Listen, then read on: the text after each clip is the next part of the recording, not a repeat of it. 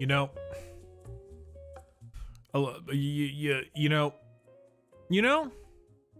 yeah, you get it.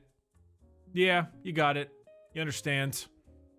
You get it, chat. You get it. Yeah, nodders. That indeed. Yeah, you get it. You get it, chat. You get it. There's nothing else to get. That's all. That's all you get. You get it. You get it. That's all you get. Whether it matters or not, it's all you get. You get it. I'm proud of you, chat. I'm proud of you. You can yap all you need. Can yap all you want. You get it. Or you can nope. You can also nopers. That's fine too. It all works. Fapple1, thanks for the resub. Hi, stream. How's it going? It's me. I'm Bricky. Hi. Hello. How are you? Today I got nothing on the docket. I wanted to do a stream today, but I didn't know what to do, so I think we might just yap for like a couple hours, 3 hours maybe, give or take. Just kind of talk, you know? I mean, they're fine streams to have every so often. You know, don't gotta worry about what game to play. Yeah, it's a good bit of yap time. Like, hey, Slipped, aloo. I mean, Balatro is a good yapping time game too, but I do have to think a little bit in that. Well, no, actually, I have to think quite a bit in Balatro. Like, it is a game that does require thinking. That kind of usual thing. Yeah. Well, yeah, Cabal. Yeah, the Custodian Codex is fucking terrible. It's I probably think the worst written codex in the entire edition. So have fun with that. Good luck. Good luck. Have a good time. It's not gonna be fun. It's gonna be pretty bad actually. Bad stuff. But yeah. There's a lot going on. Blaze is here. Tai, Alpha, thanks for the resubs for the casual. You too. Whale into 250 bits. Also, I know. I saw that also. Life is interesting. There's some craziness going on. Yeah, worse than AdMech. Yeah, worse than AdMech. Absolutely. No, it's been crazy. Now today my job was to finish my Lies of P script, and I did. Well, mostly. I need to go through it again. You know, do like a revision. That's the word I'm looking for. Go through the draft, do some revisions, all that kind of stuff. Get through it. It'll be pretty good. I'm mainly just gonna focus on the gameplay conversation. I got all my thoughts out onto, well, not paper, you know, it's a Google Doc, but I got all my thoughts out, and for the most part, I think it's pretty solid what the points I'm trying to make, but there's no like jokes. There's nothing fun about it. It's just me going through, like, here are these cool defensive options. You can roll, you can block, you can parry. Parrying is really good because of X, Y, and Z, and then yada. So then yap. So it's neat. We'll see how it turns out. I think it'll be pretty exciting. No, I don't make a whole lot of statements involving the NPCs of the game. I normally talk mainly about the gameplay, because it's the best part of Lies of P is the gameplay by like a country mile, in my opinion. But also I think it's the fact that it might be the best gameplay of any Souls game I've played. I think it is the best, and that's pretty insane to actually like say that out loud. So I think it's better to go ahead and go with that, because it's pretty impressive. It's got so many options. The progression's great. The weapon variety, the all kinds of stuff. It's really impressive. It probably is the best. I probably think it's the best. I liked it. So here's the thing. I liked it better than Sekiro because it's or Sekiro. because it has a better progression system and it also has way better replayability. There's a ton of build crafting between the weapon differences and the leveling and the quartz system.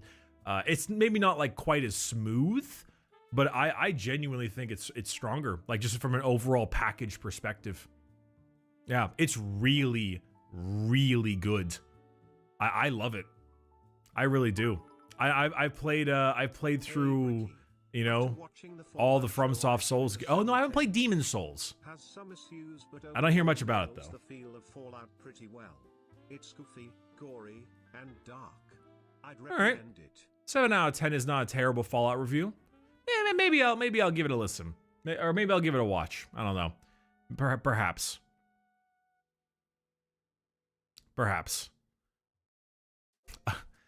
Aloo. No, I genuinely think it's fantastic. They also killed the NCR plotline totally. Yeah, but I don't much care about that. Like, I don't really care if they're faithful to Fallout New Vegas, the game that was scrambled together in like a year, but with like almost no time from Bethesda. So it's fine. I don't much care too much, honestly. I love New Vegas, but I love New Vegas as a game. I'm not like, I'm not a very like ooh nerd anger kind of lore person. Armored Core 6 is not a Souls game? No, absolutely not. No, 100% not. All the FromSoft Souls games, not the FromSoft games, the FromSoft Souls games. Very different. Very different. Yeah. But it's but no, yeah, it's I mean it's a mecha game, Like I don't know how you describe a mecha game, so to speak, but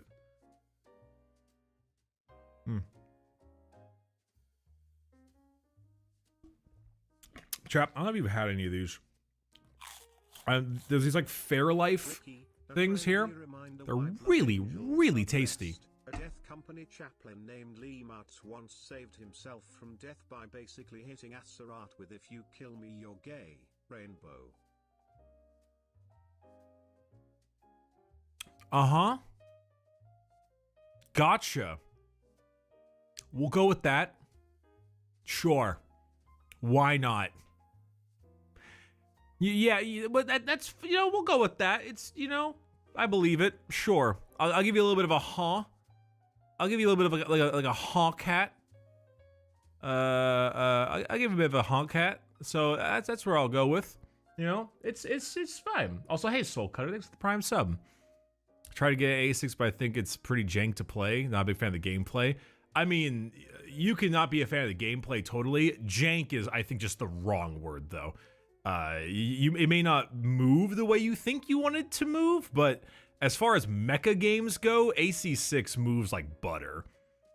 It is smooth as shit. You may need to try doing it with a controller, because M and K can be a bit wacky. But no, AC6 is a very smooth game. It's the smoothest of all the Armored Core games, but granted, the most recent one is, I mean, when did 5 come out? It was a while ago. It's really good, but maybe you don't enjoy that kind of concept. It's like if people think that Elden Ring is jank. Like, well, it's pretty jank if you compare it to, I don't know, like Ultra Kill, in a sense. Like, sure, I suppose, but it's not. It's not like comparable. It's its own style. And then you compare it to like a Mech Warrior Online or something, like for Armored Core. It's a totally different world because they're just that way. But yeah, no, genuinely, Eliza P is incredible. It's just a great game. I really, really like it. God damn you, Aiden. Why are you the way that you are? I will find a way to hold you back one day.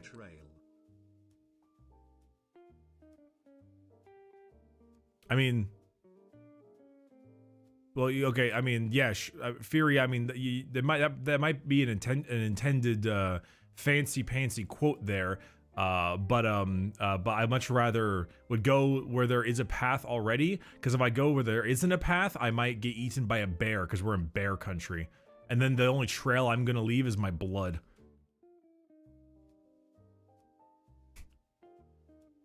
My favorite game of 2023 behind Baldur's Gate and AW2. Oh, for Eliza P. Yeah, I mean, Eliza P was really good. I need to remember the top games that were 2023 games. What was it like? Resident Evil Remake, Legend of Zelda, Jedi Survivor, Baldur's, Alan Wake 2, Street Fighter 6, Dead Space Remake, Spider-Man 2, so on, so on. Yeah, no, I mean, you know, once again, I still have not played Baldur's Gate 3, so Armored Core 6 is still my game of the year. I mean, I always feel really weird giving high ratings to remakes. It's a very strange situation, but Resident Evil 4 is like a pretty big remake. It's a huge difference, but it's not like Final Fantasy VII Rebirth different. You know, it's still like a lot of the same game. So it feels weird, but if we're going to like push aside that weird feeling, I probably put Resident Evil 4 as right below Armored Core, and then probably beneath that Lies of P. I'm trying to think if there was anything else that I really like loved. Street Fighter 6 I didn't play a lot of. I didn't do Legend of Zelda. I didn't play Remnant 2. I don't really know. And then like again, Baldur's, you know, and we haven't played Baldur still, so there's there's Baldur's Gate, but we're there, we're getting there. We're getting there, you know. Oh, people are gonna be asking me about this all day. They're gonna be asking me all fucking day about this. They're gonna be yapping my fucking ear off about that. Yeah, there was like a random tidbit in the Custodian's Codex where they said custodian X, Y, and Z and referred to them as she, and that's about it. I don't know. I mean, like, it, you know, I don't really give a shit. Like, cool, that's nice. I mean, they could be referring to a Sister of Silence if they're referred to as custodians in a way. But I mean, like, one, I don't really care. Like, that's cool, awesome. Two, if you're gonna be like the fucking pushes up glasses nerdy asshole version of it, this is still lore accurate.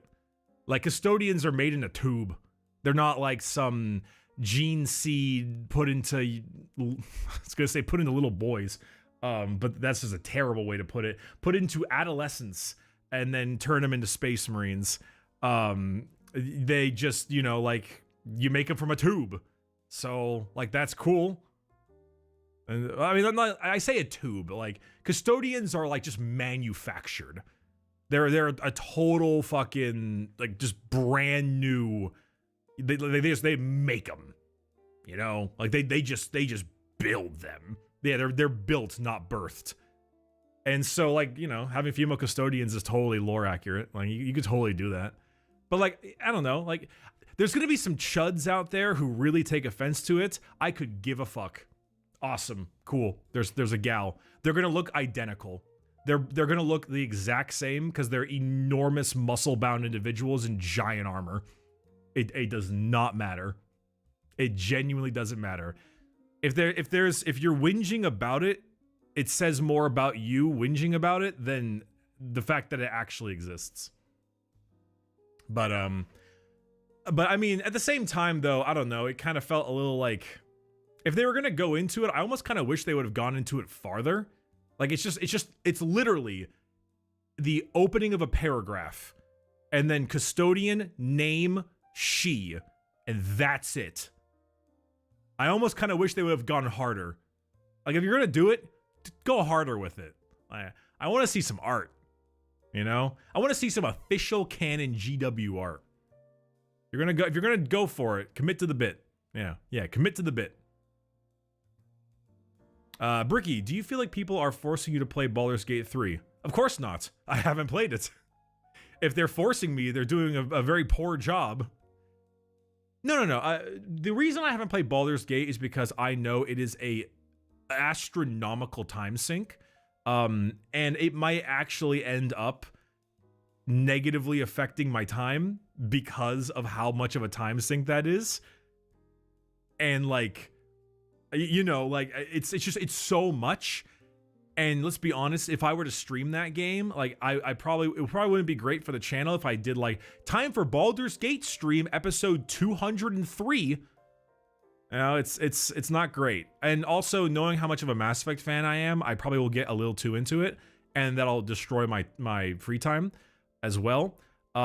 Plus, we are currently wanting to do Mass Effect Mass Effect things, and so I'd like to if I start Baldur's Gate and then have to stop and go do the Mass Effect thing, it's gonna be an issue for me. It's gonna be a problem. But no, I mean, chat has tried to force me to play stuff and it never ends well. People often try to like get me to play a game in X, Y, and whatever, and it doesn't really work. Because I don't know, I'm a very spiteful individual. If I keep getting bugged about it, it pushes me away from doing it longer and longer. So it's just kind of how it is. No, Bricky, there we go. Oh, this is going to be an interesting question here. Bricky, how do you feel about the fact that more female protagonists in game turn out to be lesbians? Why can't there be a straight girl heroine? It would be nice for someone to like something I don't. Very strange comment there. So I'm going to be nice, because my first immediate statement is, why does it matter? Who cares? Unless you yourself are a straight woman, and you want more representation for yourself, but I would argue you're pretty good on that, because that's like, this is a very mean statement, like default loadout, like it's still very much in the majority. But I think you might be a little like survivorship bias. Like if I'm not mistaken, minimum straight. You know, you could do bi if you wanted to. Lara Croft, same deal. Like the two of the most popular female characters pretty much out there. You have like a large majority of RPG characters that are the exact same. Baldur's Gate doesn't count because they let you just do whatever the fuck you want in that game, which is actually a little based, but you know, that whole thing. I'm trying to think of like other major female MCs, but there's Hellblade. Senua is also very much that. Like it doesn't really matter, but like at the most point, like I guess who cares, you know? Sure, Princess Leia. Yeah, we'll go with Princess Leia too. I don't think it really matters. Like it's just not important, you know? Where what they stick their dick in, where sticky, no carry. Me. I don't know. One of the best games I played in was it 2022? I think probably was like Signalis, and I mean that was a lesbian game, but like who gives a shit, you know? Like it just doesn't matter, you know? Like I just don't care. I mean, if you're sad about not being able to like ship yourself with the character, I mean that's on you.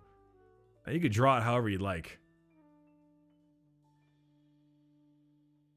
I don't know. You could do it. You could, yeah, like, who gives a shit? You know, it's whatever. You can do whatever the hell you feel like. But the you know, how's it go? It's like the bell curve, you know, kind of thing. It's like, you know, it's just I don't know. You get to the point. I don't know. I've gone to the point like obviously in the way back when, maybe like 15 years ago, I was, you know, it was new for like the media to have a lot of like representation and kind of stuff like that, and maybe it was like, oh damn, there's a lot of X, Y, and Z happening, but I moved past that pretty darn quick. And then also when you make a lot of friends, in real life that have various like preferences, races, that kind of thing, you realize how little it actually affects them.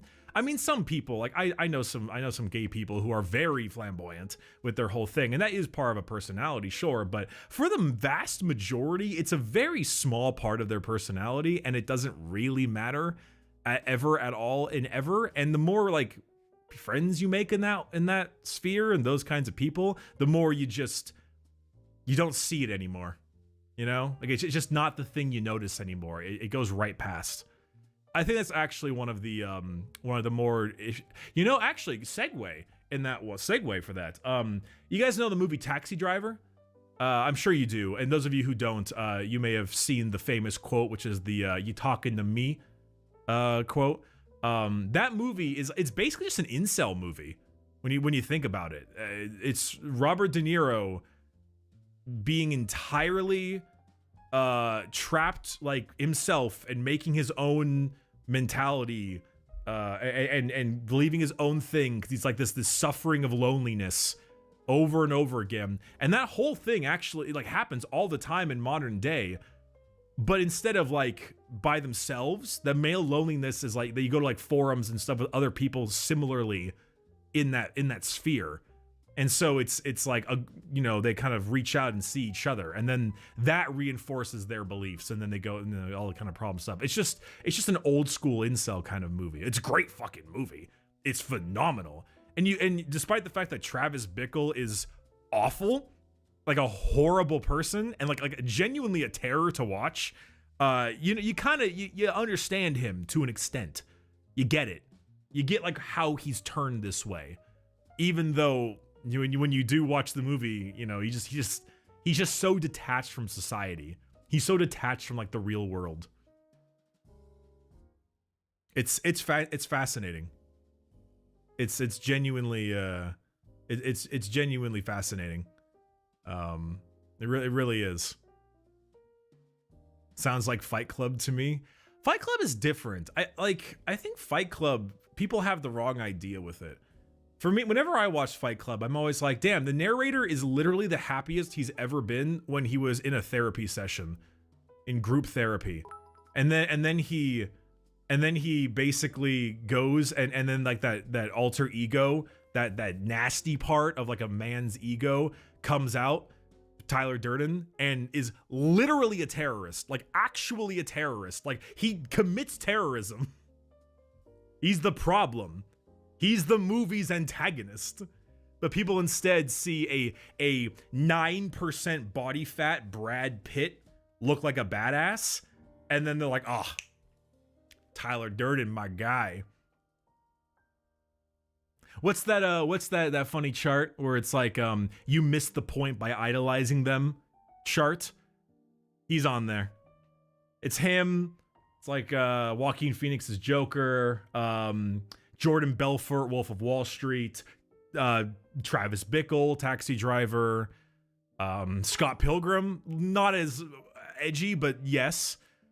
What's his buckets? I'm forgetting American Psycho's name. Patrick Bateman. Patrick Bateman, also him, Walter White. Yeah, it was now don't get me wrong, they're all very well written, and you can love the characters. Loving the characters is great.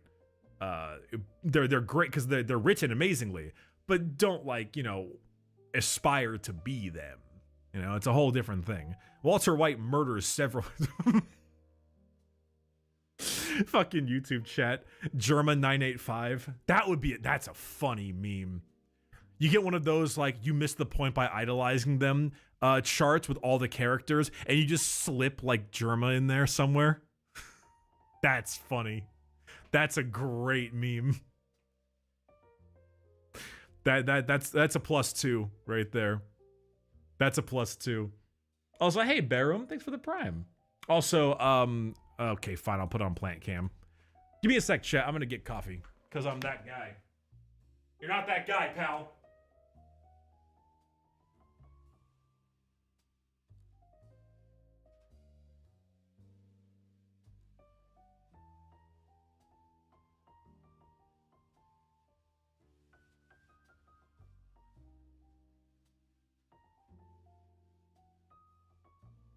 I gotta see Sniffa in the chat. There it is. Every time I leave. Literally every time. Oh, hey, okay, sorry. Total side note chat, but because we're yapping, I might as well talk about it. So, I actually, we're getting into this. Oh, hold on. I had someone try to say that Disco Elysium was very sided with communism. It was interesting. I mean, they're not, like, that wrong. It is.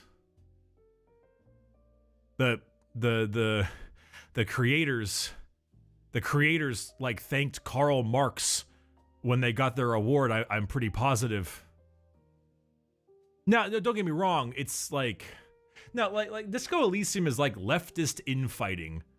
They're very self-critical, but I'm not saying that it's not like the creators are very clear on, I think, on their intentions. Enjoying the game despite their personal political beliefs is, I think, a very important thing.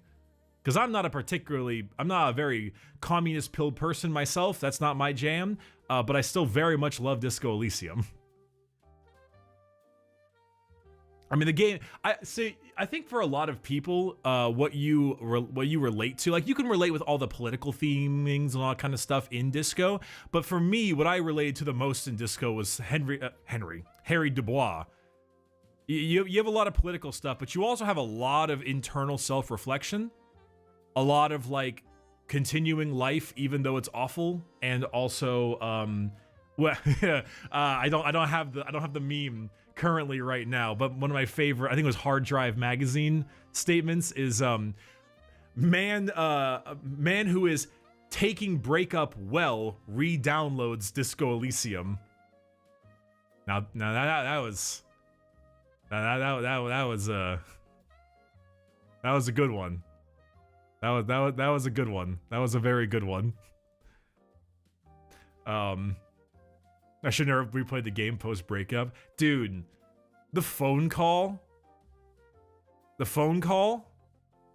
Fuck. That shit, like, it, hey Kim, watch how hard I can cry. It's some insane stuff. What the hell was I trying to talk about? Oh, that's right. I wanted to chat about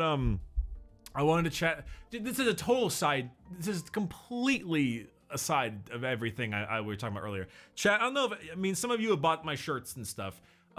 You've tried like the original shirts and you tried the new tri-blend shirts, and they have their own different thing. We just got like a heavyweight so that we can do more like embroidery on it and stuff. And I gotta be honest, this shit is big. This is an extra large. And I'm like, normally this is a lot more form-fitting, but it's like, it's thick. It's thick and enveloping. It is really large. I think it's gonna shrink maybe in the wash, and that's maybe like they're not pre-shrunk. Oh God. Ugh. But like, holy hell. It was crazy. But this is like, it's a brand new thing. We can like do embroidery and stuff. I'm really excited about this. I'm doing the test. I always wear this shirt for like 3 days in a row. I know it's gross, but you know, I know my fan base. Just to kind of test it out and see how it feels, and it's great. It's really, really fun. Yeah, so I want to do it for like autumn and stuff, but also a lot of people want to do embroidery because embroidery is kind of the thing right now. And you need embroidery is bad when it's a thin shirt. It cinches and pinches because it's and so you need a little bit more of like something a bit thicker to kind of show it off. So yeah, it's pretty neo. So excite bike. Anyway. I've been watching your streams with Vshoujo plus Heavenly on repeat, and the chemistry with everyone has been lovely to see. It's been interesting times, right? Making friends with Matara has been a very fun time. Definitely not going the direction I initially expected it to go. Quite a lot of interesting people I've met. Heavenly's a fucking funny guy. I enjoy the bit. I enjoy the minor what's the word? Like shoved against each other kind of bit. It's funny, but he's really cool. He's nice. Hey, I haven't used, I don't know. Okay. I know you guys often say Connor arc. I know you mean like Sea Dog Connor. What is his arc? What exactly is his arc exactly? Is it just getting into VTubers?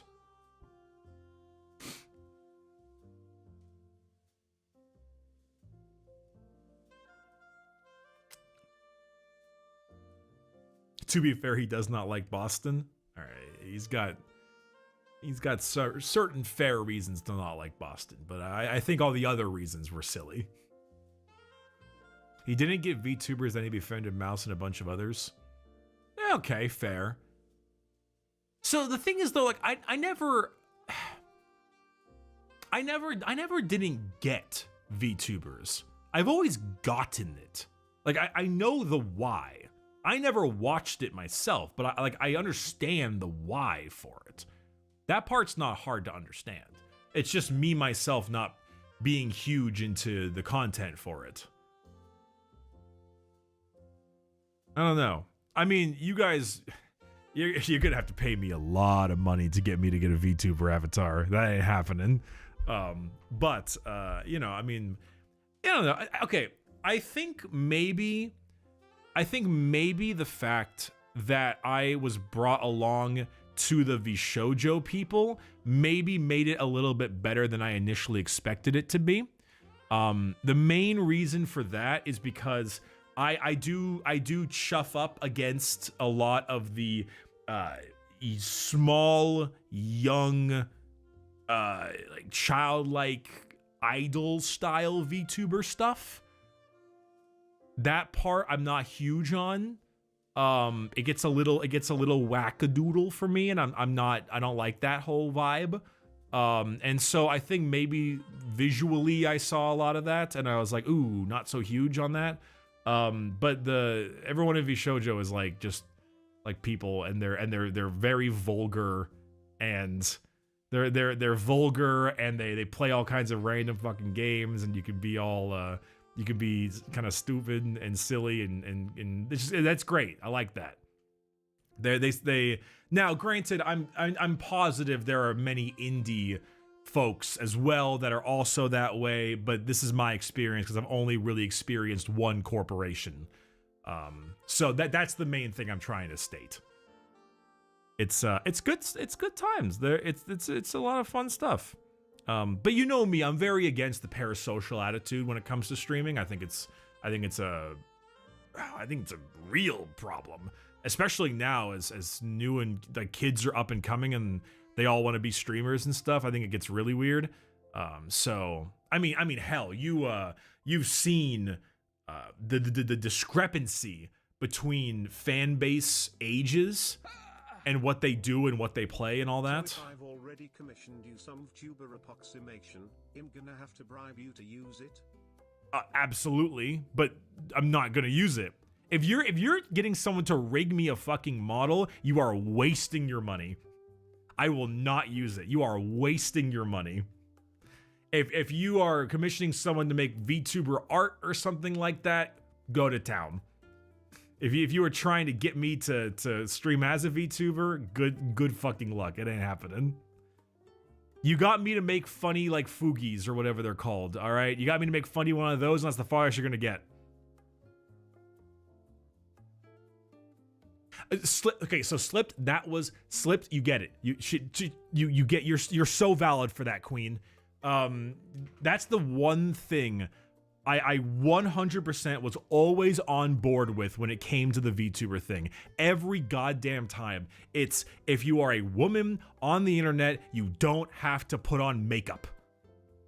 Which literally saves you, like, depending on who you are, 30 minutes to an hour and a half a day. It is massive, the amount of time saving that is.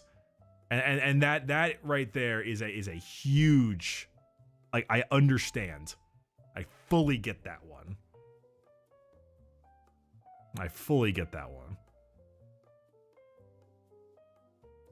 Can't wait for Bricky to run into the Sad Girls VTuber company, Phase Connect, and its resident chaos cultists.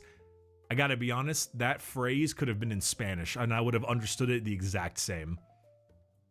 I have no idea what you were talking about. Agreed.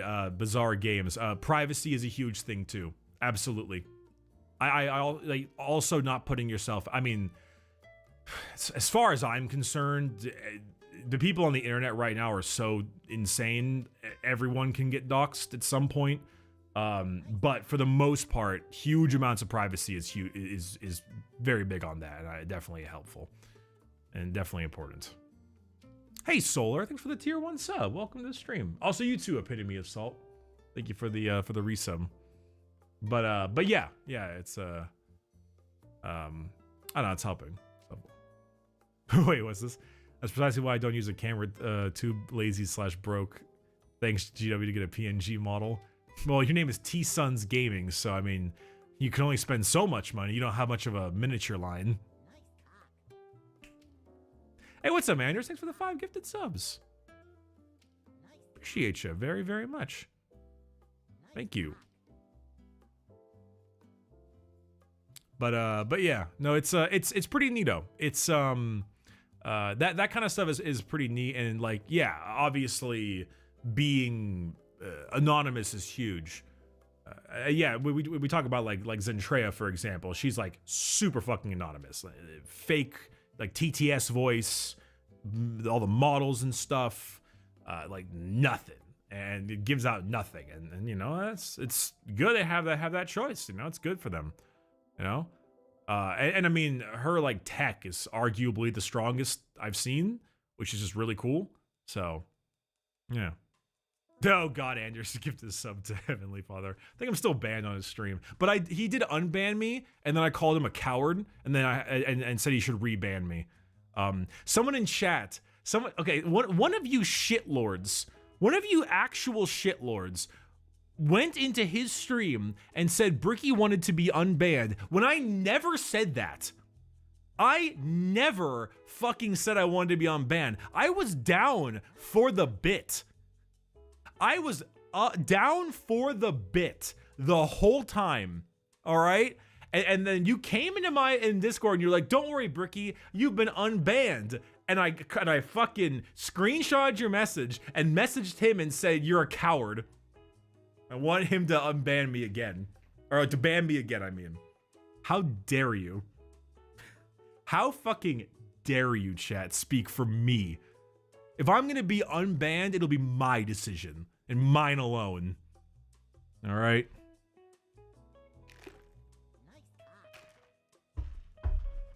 I bet you DM'd him to do so just to make a scene? Absolutely not. I'm not a make the scene kind of person.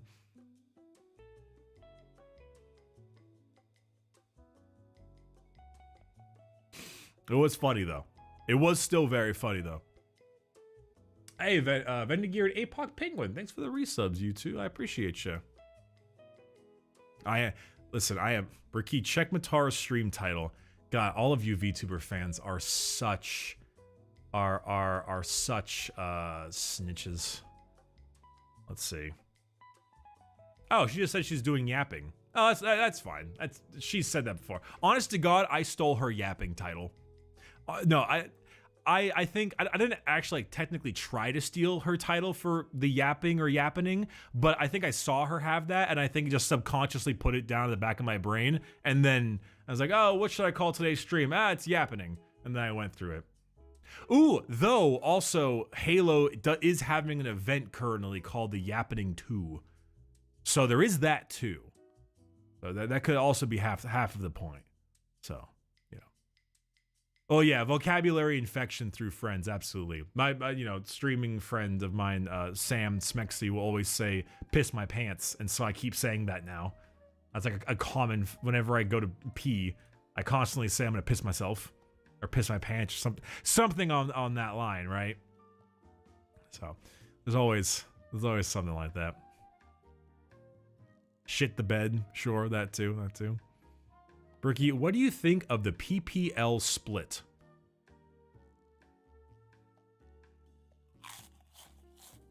Push-pull legs? Fun fact about the CEO of the show, Joe the Gunrunner G. Kandiki, if I remember, in a New Jersey tournament interview he used to play Red Alert series. Apparently Gunrun also got really popular helping IRL streamers. which is fucking hilarious that now he owns a VTuber group. That's just so funny. Push pull legs. Oh, it's good. My issue with push pull. My issue with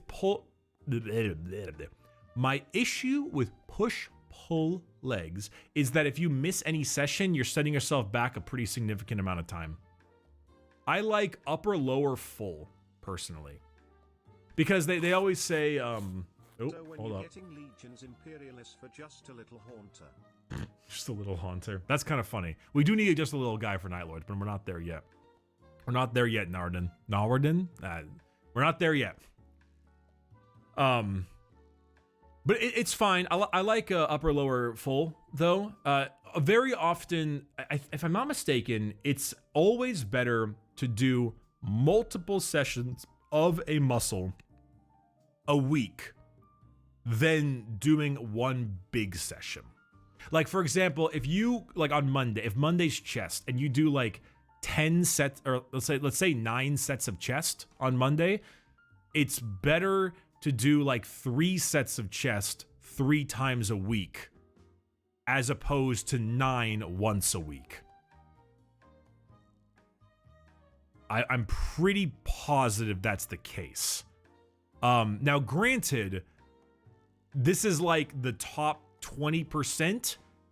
It's not a huge deal, especially if you're just getting into it. If you're like a brand new person, if you're a brand new person, you can literally do whatever you want and it's gonna work, because that's what new lifters do. But I believe that's how it goes. It's like more common is better. So like for me, I like to do upper, lower, and then like a full. So it's like, I don't know. I think I do like 2 chests and a back, and then some other stuff on the first day, and then I do leg stuff on the second day, and then the third day I do back, a little bit of chest, and then like a little bit more legs, and then like Monday is like more shoulder oriented for the push day, but then Thursday is a bit more chest, but it's still got some shoulders in it. I also do a shitload of like compound. The whole goal is 3 compound lifts every session. Big, hard, lots of muscles, and then slap on maybe 1 to 3 other side stuff. That could be some cable shit. That could be some like machines. Could be some cardio. So, okay, you asked me how my cardio is. It's not good. My cardio is not good because I hate cardio. It's important. It's healthy. Don't tell me anything I don't already know. It's amazing for you. It's great. You should do it. It's helpful, etc., etc., etc., etc. It sucks. It hurts. It sucks, man. Cardio's very good for you. The biggest issue I run into with cardio is I tend to work my legs pretty fucking hard. I'm very proud of my legs. I think my legs are the best part of my body. But I work them really hard and they get really sore all the time. And normally cardio is leg based. If anything, I wish I had a boxing bag so I could just, do some upper body cardio. But for the most part, it's lower body. So, What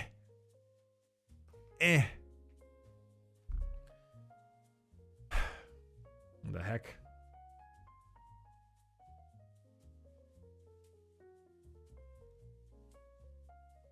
One sec, I'm sending a message.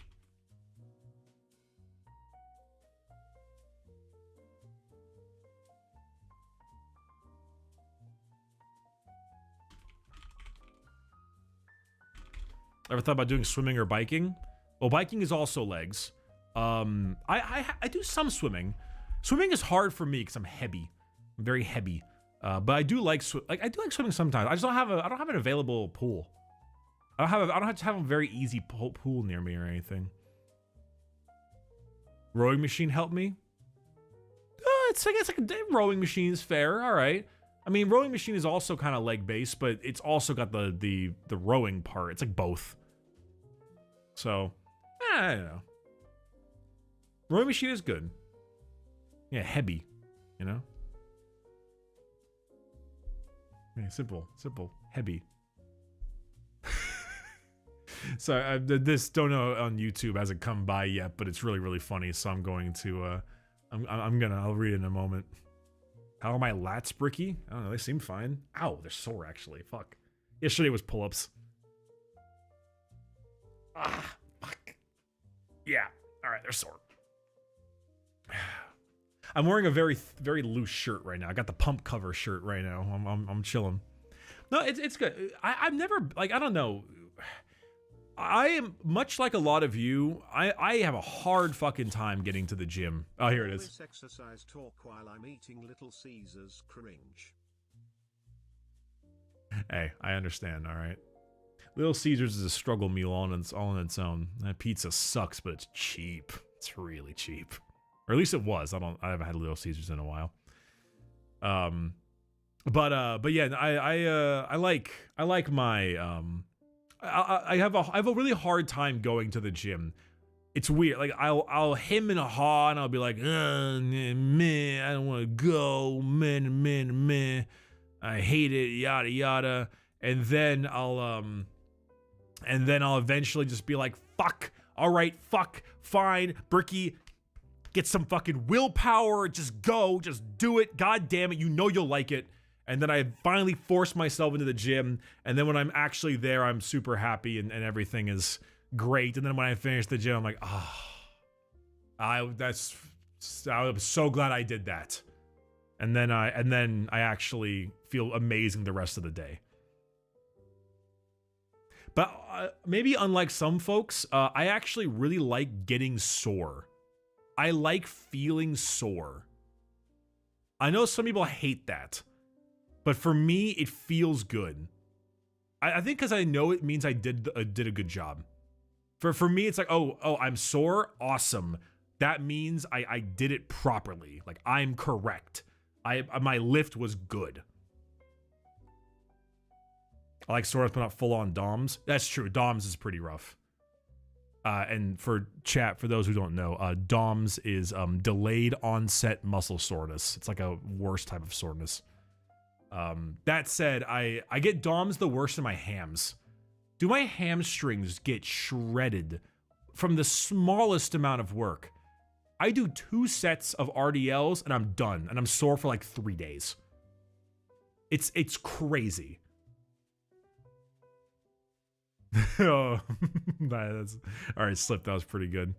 Yeah, I know some DOMs, all right.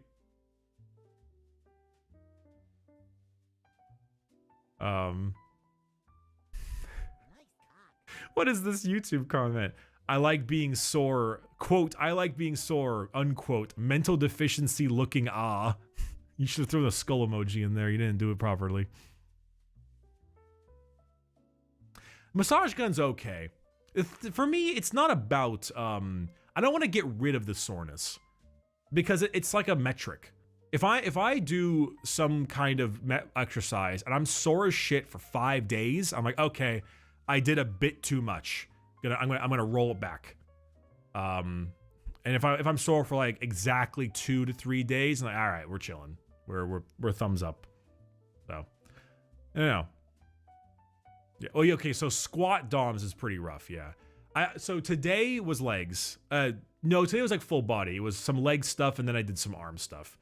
But like I really like, and this is, so okay, I kind of want to do a top 10 muscles tier list for myself, my top 10 favorites, right? And I almost want to twist it in a certain way that tricks all the viewers, because a lot of viewers, and I'm fully guilty of this myself, I am 100% one of these Andes, where I look at the top 10 list, and then I take the top 5, and then I immediately just incorporate it directly into my workout plan without any thought, because guy man says it's good. And I've absolutely done that before, and it's stupid, and I'm working to stop doing those things. But I almost want to twist that knife a little bit for the viewers and specifically choose exercises in the top 5 that are brutal, genuinely brutal. and will make them hate themselves because goddamn they better do so.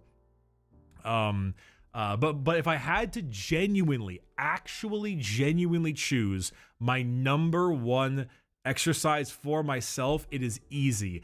It is dumbbell walking lunges. You take 2 dumbbells and you go out in the parking lot or wherever and you walk and you do walking lunges. 100%. It is the best goddamn exercise I have ever done. And it is grueling. It is akin to torture. But they're so good. They hit your quads. They destroy your glutes. They even get a bit of your hamstrings going. And they also they do cardio a little bit because of how tough they are. And they fucking light up your forearms as well. Hey, that's a good shot. Hey, let's go, lighting. Hell yeah. They get your forearms fucking solid. It is great stuff.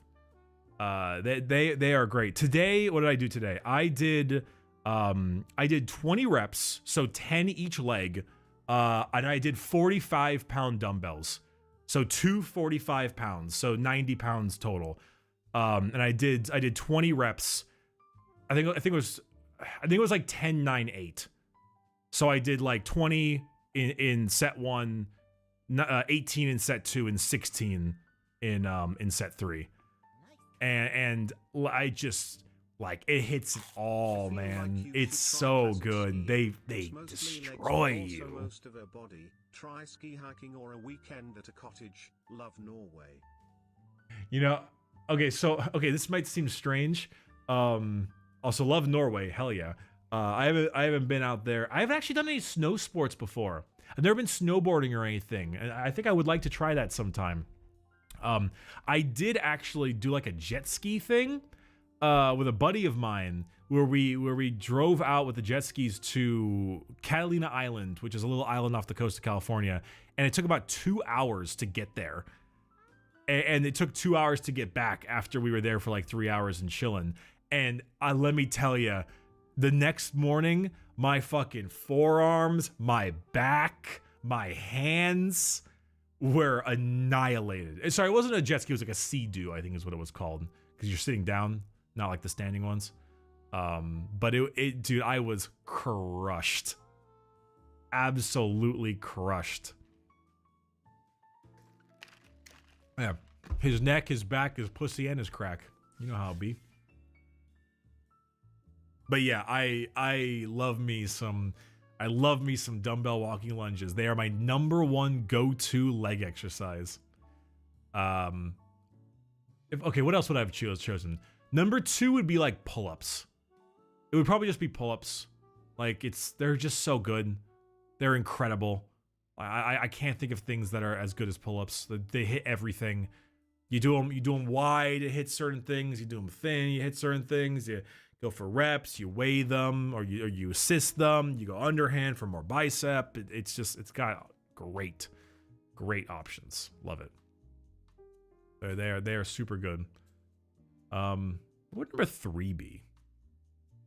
Probably incline dumbbell bench press. I really like that one. That one's not so hard though. Oh, that's pretty great. That's pretty great. I really like those. Those are damn solid. And then there's like squats. The thing for me though is like I don't actually do a lot of squatting. Well, that's not true. Okay, hold on. I don't do a whole lot of like plain old barbell squatting. I do a lot of pendulum and hack squats. I think it's because I think it's just because of my height. Being a tall guy and squatting is just really annoying on your joints. It fucks with your hip adductors a lot. And I mean, you know, I could work through it, but it's a little bit easier if I go through like hack squats and things like that. So I don't know. Pendulum and hack squats are pretty good. Anyway, that's its whole workout thing. This is one of those types of things that I like to talk about a lot, but I would never really make a lot of content for because I probably would get sick of it. And it's also like a me thing, and I don't really want to What is it? I don't want to monetize another hobby of mine. You know? So, it is how it be. Gym rats in the comments, aware. That too. That too. I always forget that aware is just the clueless meme, but like sad. I always feel like aware is supposed to be like the Pepe. Or is that stare? Aware is clueless into sad face. It's stare. Stare is the Pepe. Right.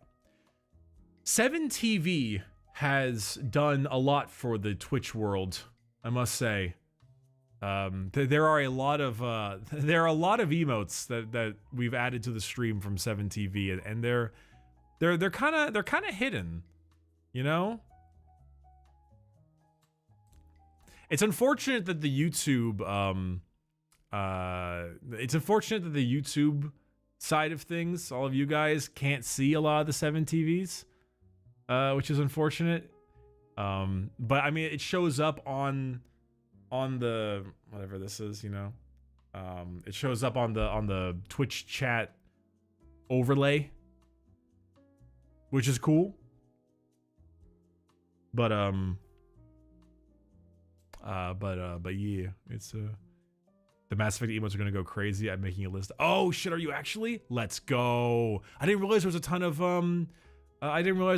of Mass Effect 7 TV emotes. That's actually really fun. No, we're not polling the ME2 class. For the last time, we're not. Oh, ME2. Oh, maybe. Maybe. Not yet. Let's finish ME1 first.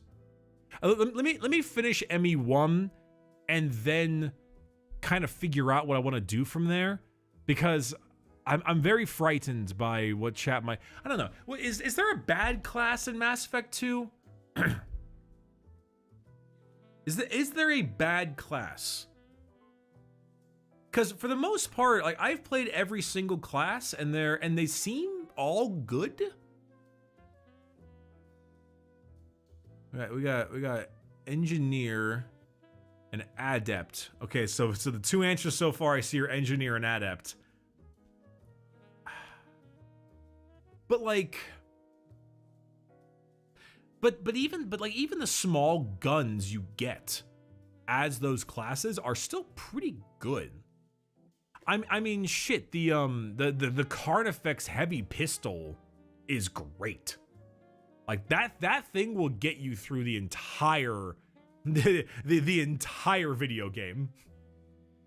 And the SMGs are a little bit mid, but the M22 Locust that you get from Kasumi's mission is also really, really good. I love how, as I'm saying that, chat says it before I even say it. You say it, but the delay hasn't arrived yet, so we say like literally the exact same time because we're in the exact same mindset. Plus, I mean, you get to utilize another class of weapons at the collector mission if you're playing any of the other classes. Though I imagine, I mean, you'd have to be a little insane if you're running engineer or adept to not pick assault rifle. I mean, shotgun and sniper is good, but you don't get the Widowmaker and you don't get the Krogan Claymore, and you also have the Matic heavy rifle, which is maybe the most overpowered weapon in all of ME2. I mean, the Matic is insane. Revenant, my beloved. The Revenant's good, but you only get it if you're a soldier. You only get the Matic if you're or you only get the Revenant if you're a soldier. The Matic absolutely fucks, dude. It is absolutely it is overpowered, but you know, it's fun. The only missions in Mass Effect 2 Insanity that I remember actually really struggling with is the collector-based trap mission. Is there any others?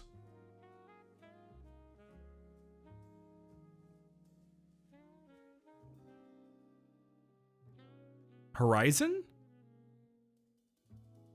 Wait, you mean the second mission? Like the first, like the first mission?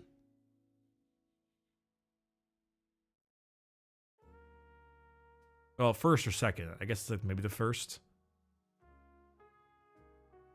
That's Horizon, right? That's like the opening. Unless you mean like Hailstrom or Maelstrom? Hailstrom? The Tally recruitment mission. That one's a little tough. The one where you rendezvous. Oh, the one where you wait. Is Horizon where you rendezvous with Ashley/Caden? That one is a little bit. Right. That one does suck. Yeah, that one's pretty rough. Freedom's Progress is the opening. Thank you. Yes. Okay, that one does kind of suck. What else? Derelict Reaper is fine. That's where you get Legion. I'm pretty okay with that one. Tila Vasir fight in Shadow Broker is a bit rough. that one's a bit tough. Tila Vasir fight is a bit rough. She's actually probably the best boss in all of Mass Effect 2. I'd probably say so. Shadow Broker boss fight's not very good. He just stands there the whole time. So yeah, that one's pretty tough. Garrus holdout can suck. You're right. The Garrus holdout can suck a little bit. It's not too bad though. That one's not too bad. Thresher Maw can be a little annoying, but the thing is, like, if you're in ME2, if you're a soldier and you have the Matic, basically everything is a nail and you're a hammer. Like you're mostly fine. It's if you run the other classes where it gets really tough. The ME3, every class is viable because you can use every gun. ME3 Insanity is not particularly difficult at all, actually. I don't actually think there's any mission in ME3 that I find hard. Maybe the ending when you're holding out for the missiles on Earth. That's like the only, because like they spawn like 9 banshees. Like an insane amount of banshees, but it's genuinely not, like, don't get me wrong, ME3 Insanity, like, I will die. Like, I will have moments of death, most likely from Cerberus phantoms. But besides that, it's just, it's not particularly tough. Yeah, we're talking Mass Effect here. ME3 was definitely, I mean, ME1's Insanity is the hardest by far, but that's partially because of the game's jank. It's mainly the jank.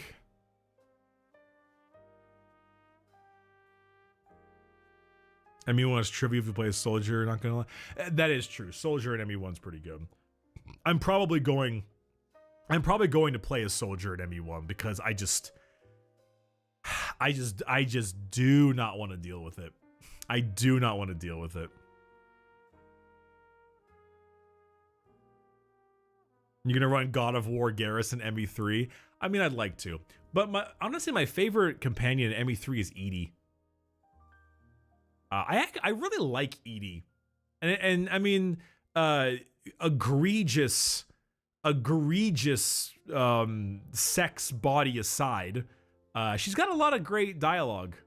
She's very fun to bring around.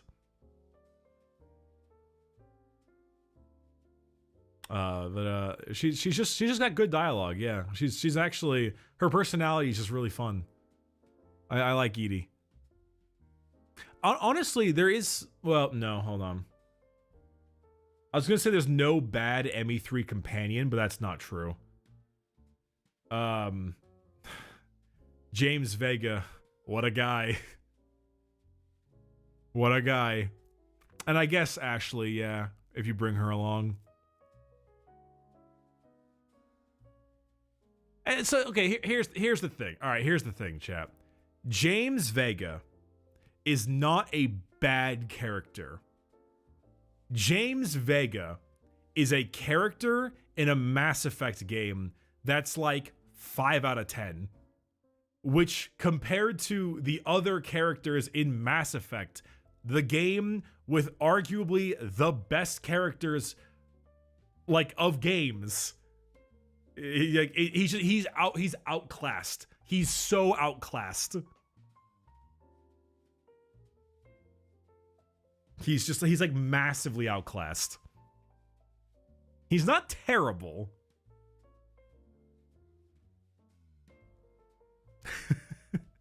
God damn it, slipped. You've got the you got the Ben Shapiro fucking like, and yet I can't romance a Miranda. Curious. I remember that it was like they took out some of like the lesbian romance options in Mass Effect 2 because of like Fox News backlash or something like that. It's really sad. But this was like what, 2010? It was 14 years ago. It's a different time. It's a different time. Yeah, you were supposed to bang. You're supposed to be able to bang Jack as FemShep, but I guess they like took that out or something like that. Citation needed. I might just be Mandelaing myself and spitting out bullshit, but I think that's how it was. Morden I stand as best companion. Morden's pretty great. Morden's a top 3. It's hard. Morden is like, God, he's so up there. It's pretty tough to determine what is like, I don't know. Everyone's favorite companion is different. You know, if you were to like poll, what is your favorite companion in Mass Effect? You get a lot of Garrus, Tali, Rex, good bit of Liara, and like Morden. And then everything past that would still have at least a decent amount of stuff, but not, maybe not as high. Like you definitely get some good Samaras, you get some Legions, you get some Thanes in there. It's more of a question of what's your least favorite. There's not a lot of wrong answers, like except for like maybe Ashley, but even she's not. Oh, no, I guess like Jacob. It would probably be Jacob. It would probably be Jacob, actually. It'd be Ashley or Jacob. It'd be Ashley or Jacob, yeah, probably. I feel like you get a lot of James Vega down there too. He's not the best, but he's not the worst, but he's also nothing special. Kasumi is a bit boring, but she's at least fun. And Zaid gets a pretty good redemption in ME3. Zaid's Citadel DLC stuff is fantastic. I put a good amount of just like him being old man yells at crane game. It's pretty funny. I like him for that. Trainer. Oh, yo, don't talk shit on Samantha Trainer, all right? Samantha Trainer, oh, she's not a squad mate, so she doesn't really count, but Samantha Trainer is awesome. I love Trainer. She's great. But her whole thing in the Citadel DLC is great. Yo, yeah, and then Grunt. And then Javik. Javik, Grunt. There's so many good characters. How do you do that? How do you make that many banger characters? How did I forget about Grunt? Grunt's like the best. Probably because he doesn't have like a ton of screen time, but I love Grunt. I had problems with more in ME2 until his companion mission and then in ME3. Oh boy. Yeah, so well that's kind of the point, right? Morden is like the at all cost scientist. And then you do his loyalty mission, and his loyalty mission is, in my opinion, the best loyalty mission in all of Mass Effect 2. And then, you know, you like, oh wait, hold on. I like Morden. Go back in zombies to reach video to level up the dead. Grinding has been a blast. Gotta say, I've been a fan after every champion in a nutshell. I was shocked your name is Taylor, dude. Yeah, it's my real name. No one calls me that anymore. Even my parents call me Bricky because they think it's funny. But no, Danny, hell, I recognize your name. You've been here for fucking ever. I remember. Yeah. Oh shit, that's a good point, chat. Jenkins. Now Jenkins, my king. Now that's a real character. That's a real character. Oh my god, I didn't think about Jack too. Yeah, Jack is incredible. So, romanced Jack is like a whole different character than regular Jack. Jack is good. Romance Jack? Like a step above. You know, regular Jack is like B. Romance Jack is like A+. She's up there. Yeah, exactly. You can fix her. You can.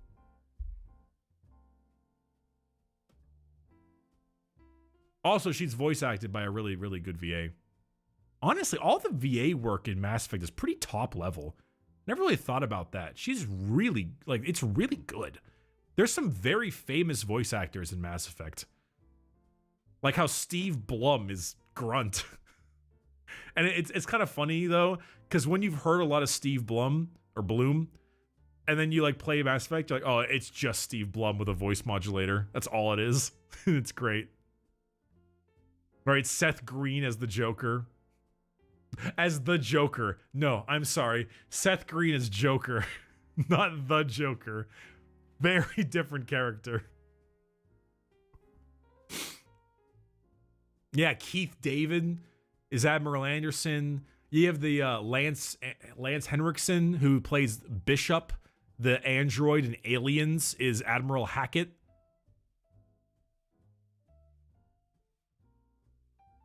Yeah, Fem Shep is Jennifer Hale. You know, the Jennifer Hale.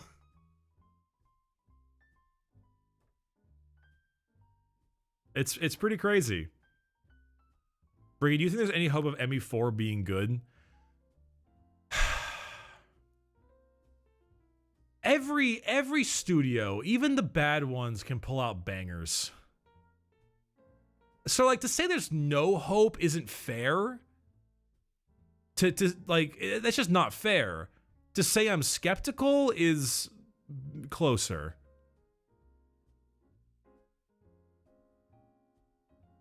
Will it ever live up to the fan hype? Probably not. But if I can get something better than Andromeda, even if it's not as good as the main trilogy, I'm kind of okay with that.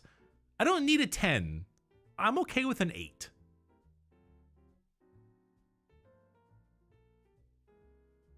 You know? So, I don't know. We'll see. We'll see. I don't know. I've said this a million times. Mass Effect Andromeda is not as bad as people say it is. Its story is dog shit. Its villain is dog shit. Its gameplay is pretty good. And its companions are actually also pretty good. It has some genuinely solid companions. If this is our lineup of Mass Effect companions, and over here is Tali and stuff, and over here is Jacob and Ashley, Mass Effect Andromeda companions are like here. Like they're like in like B to A- territory. They're genuinely decent. Really bad. And the villain is even worse. I'm scared it's going to go ME4 after Andromeda and after Anthem. Yeah, the Anthem thing is something else. Also, hey, Exotactic, thanks for the Prime sub. I appreciate it. But the companions are not bad. They're genuinely not bad in Andromeda. Genuinely. But it's just how it's, I don't know. Also, hot take, Ryder, great main character. Ryder is like an actual character. Shepard is a stand-in for the player. Ryder actually has some personality. He's a bit of a sass man or woman, and I do like them. They're kind of fun. I'm going to replay it along with the main trilogy. So when we get there, we'll have a chat. We'll have a chat. We'll see how it goes.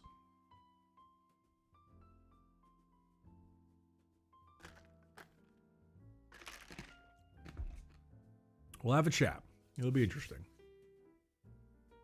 0 viewers. I think people will actually come around to watch it. I think people will be curious. I think they'll be curious, minimum. You know? I don't know. Bro, Bro, oh my god, dude. Bro, had all the promise. They had a whole new galaxy and only one new race. Okay, I think I understand what you're trying to tell me. Fucking threw me off there. Well, yeah, no shit, but like, dude, every studio lies. I'm not like that's normal to me. It's all lies.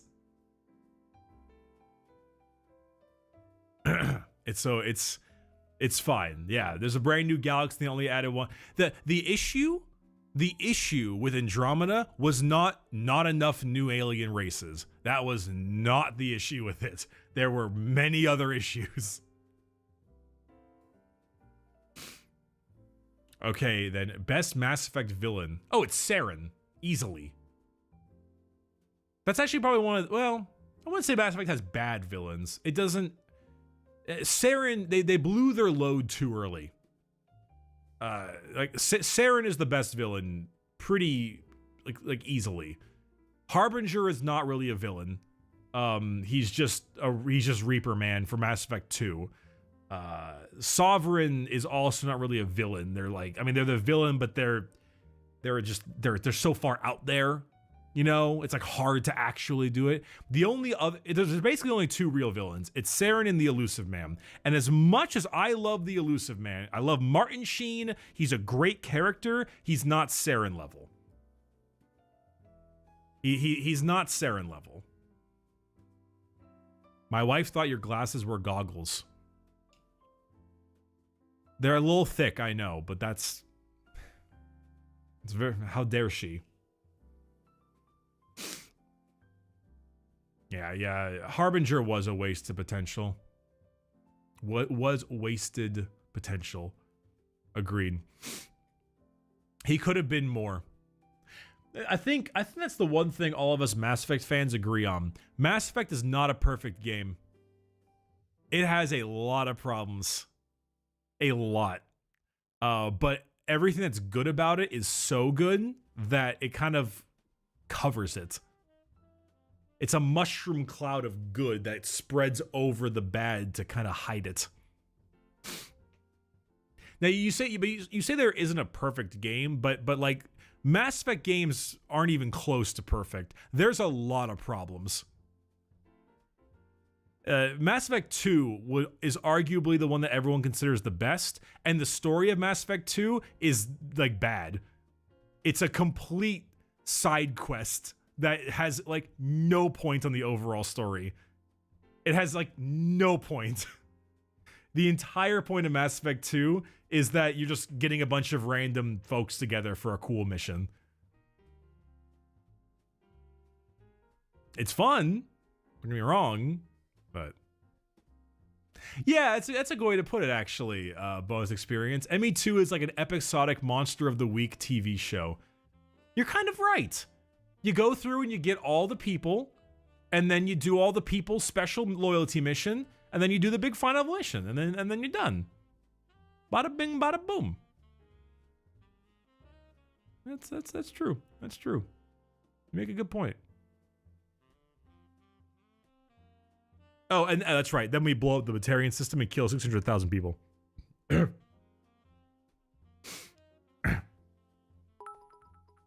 What do you think is closest to a perfect game?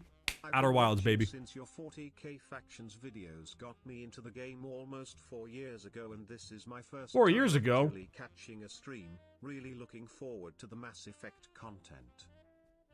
No, it's not 4 years ago. No.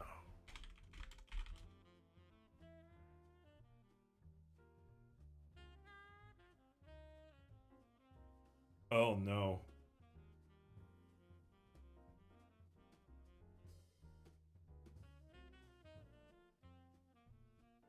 The every 40k faction explained is 4 years old. Oh no.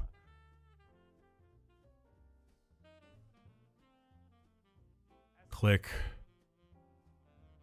Oh no.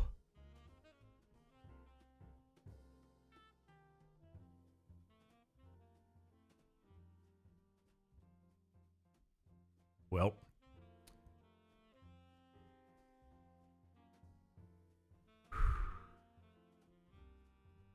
All right. That's that, I suppose.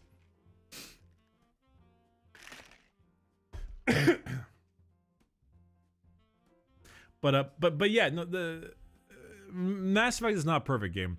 There are a lot of issues with it. The Asari are kind of a bad race. They're written kind of terribly.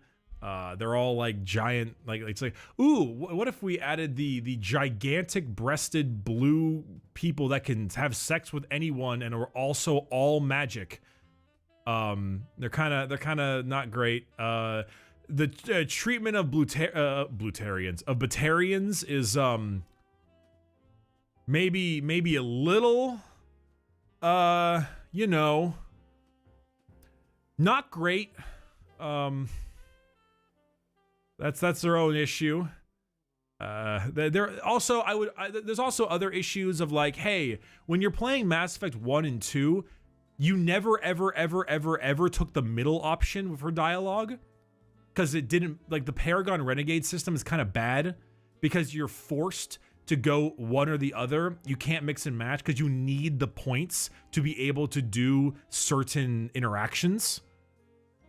And that's like just a bad system, you know? Paragon Renegade is neat as a concept, but the fact that you can't do the middle option because then you get no points. And two, you have to force yourself into only one the entire time, or else you won't have points to save characters later on, is also kind of bullshit. So it's a bit of an issue, yeah, with like the morality kind of system, you know, for that whole thing. Yeah, exactly. Like if you did not do Noveria and what's the other planet? The one with the Thorian, god damn it. What's that called again? Pharos, thank you. If you did not do Noveria and Pharos first every time, as well as Citadel side missions, if you just happened to do Vermeer a little too soon, Rex just died. You couldn't convince him. You didn't have the Paragon for it. Yeah, exactly. You also have the Miranda Jack issue. So you need to make sure if you're going to do the loyalty missions, you space them out. Because the Miranda Jack Legion tally arguments and stuff, those happen once you do both loyalty missions. So you need to do like Miranda and Jack last.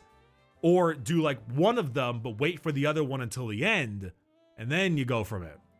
So it's a whole thing.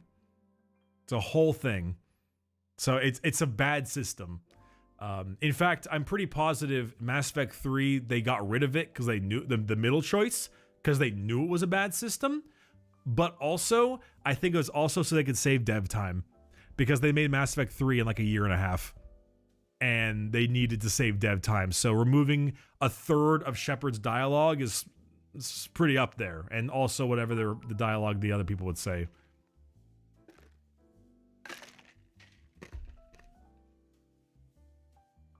I feel like the Paragon Rhino system should have worked on actions, more like dialogue choices. I would agree. Yeah. MB3 was game dev Vietnam. From everything I've heard, yeah, it was basically game dev Vietnam. It's a world. God damn. Yeah. And it's crazy because once the devs had real time to make content, they gave us the Citadel DLC, which is probably the best DLC in any Mass Effect game of all the whole trilogy. The DLCs in ME3 are very hit or miss. They're very hit or miss. Leviathan is just let's double down on the bad ending and try to explain it the best we can. It's got some cool moments, though, I won't lie. It's got some cool gameplay set pieces. And then Take Back Omega was like kind of fun, but also not great. It was just kind of like, I don't know. It could have been better. What's her bucket sacrifice was kind of bad. And then Citadel came out and it's like, holy shit. It's so good. It's so good. Oh yeah, you can convince if you got Rex's armor. That's or Rex's armor. That's right. I forgot about that. Oh, Manager Knox. I have not played Returnal yet. I hear it's amazing, but I have not played Returnal yet. But well, I guess I can't really say that ME3's DLC was like the best out of all of them because, or sorry, the Citadel DLC, because like ME1 didn't really have DLC. It had Bring Down the Sky, which was boring, and it's just whatever. And then it had Pinnacle Station, which I did play, and it's also mid as hell. Me into 40K now. I have 80 hours in Rogue Trader. Your name is Storm Hayabusa, though, which is cool. I imagine it's a Halo 3 reference. Let's fucking go. And if not, haha, I win. I win. But the ME1 story bits were really bad. I did all of Pinnacle Station when I was younger, and it's not good. ME2 has goated DLC. You get Zaid and Kasumi missions, which are great. You then got then you got like the Hammerhead vehicle missions, which kind of sucked. Those were not very good. And then you got Overlord, Shadow Broker, and Arrival. And Arrival is the weakest of those three, in my personal opinion. It sets up Mass Effect 3 a lot better, but I think that's the weakest of them all. Overlord is really, really good, and it's got a crazy ending. One of the best endings. But Shadow Broker is like top level, dude. I think Shadow Broker is about Citadel like level. I think they're about equal. I loved Shadow Broker. Like, it's so good. And I was always the one who banged Liara because I liked the blue girl. So, you know, like that was, it's so good. It's so good. And Shadow Broker had great music. I think it had the best music in ME2. Besides, like, the suicide mission, which is, you know, a goated track. Shadow Broker's great. Citadel is, like, a total fan service DLC. It's pure fan service, but it's good fan service. It also has the best boss fight in all of Mass Effect, which is Clone Shep. Which is hilarious, but it is genuinely the best boss fight in the entire trilogy, in my opinion. Oh shit! Which is the best romance and why is it Vetronix, my beloved?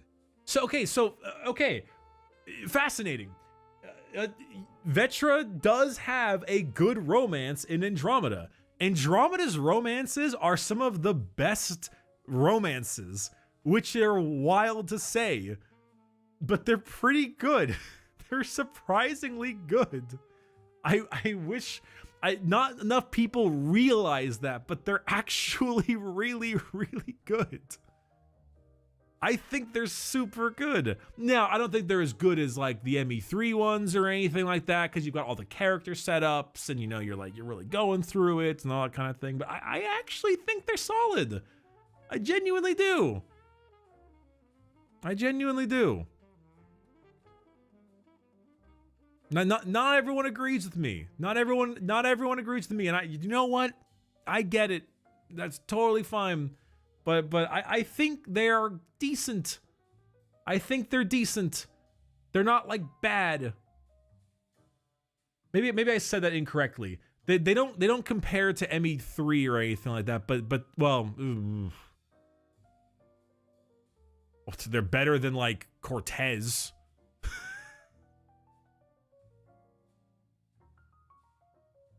They're better than Cortez. No, I think they're good. I think Andromeda's romances are good. Like from a game perspective, I don't think they're like, I don't think they're like outstanding, but I put them as good. I don't think they're just like passable. I think they genuinely have decent development. Oh. The freaking cyborg dog on the lower decks is better than Cortez. Yeah, for their gay love interest specific choice for ME3, they could have done better. They could have done a lot better. Cortez is a nice guy. He's a cool guy to be like a bro friend with, but as a character, God, he's not great. He's not great. Yeah, but then the lesbians are eating fucking good. They got Samantha Trainer, who is great. A phenomenal fucking character. So good. I wish I could do the same with male ship.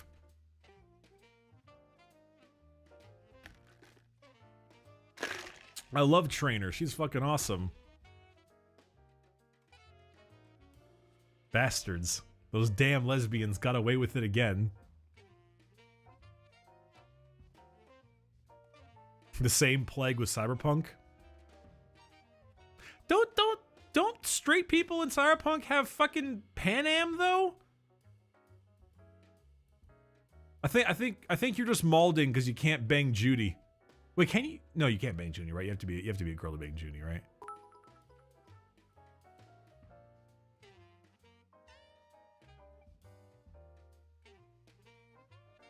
Yeah. Wait, yeah, Pam, Judy is better. Listen. I haven't played Cyberpunk yet, so I don't know. All I know is that everyone loves Pan Am.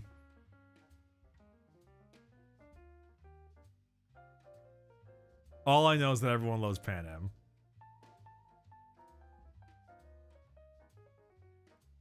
I gotta say, I think I don't know. They seem good. I'm molding because I couldn't bang Pan Am. So the lesbians are upset they can't bang Pan Am. What do the gays get in Cyberpunk?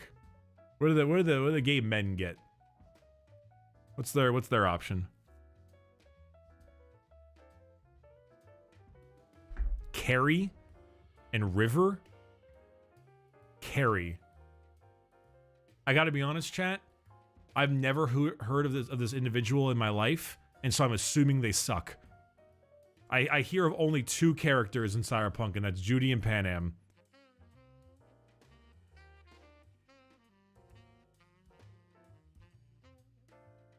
Nah, Carrie is okay. Just kind of boring. Carrie has a good story. All right, let me rephrase this. I'm assuming that Carrie is not up to snuff with like Pan Am and Judy then, as interests. Or at least as character interests.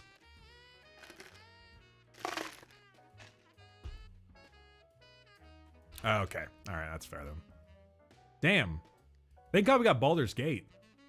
Thank God we got Baldur's Gate where you can just fucking go for it. You can just whatever you want. Just do whatever, do whoever and whatever you feel like.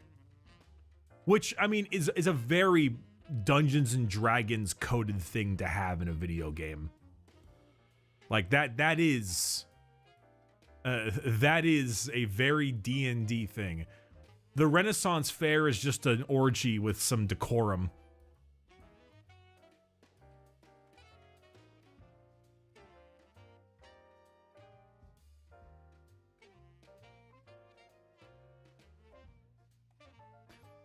Just gone here. Context for the Yappening. Oh, I'm just chatting.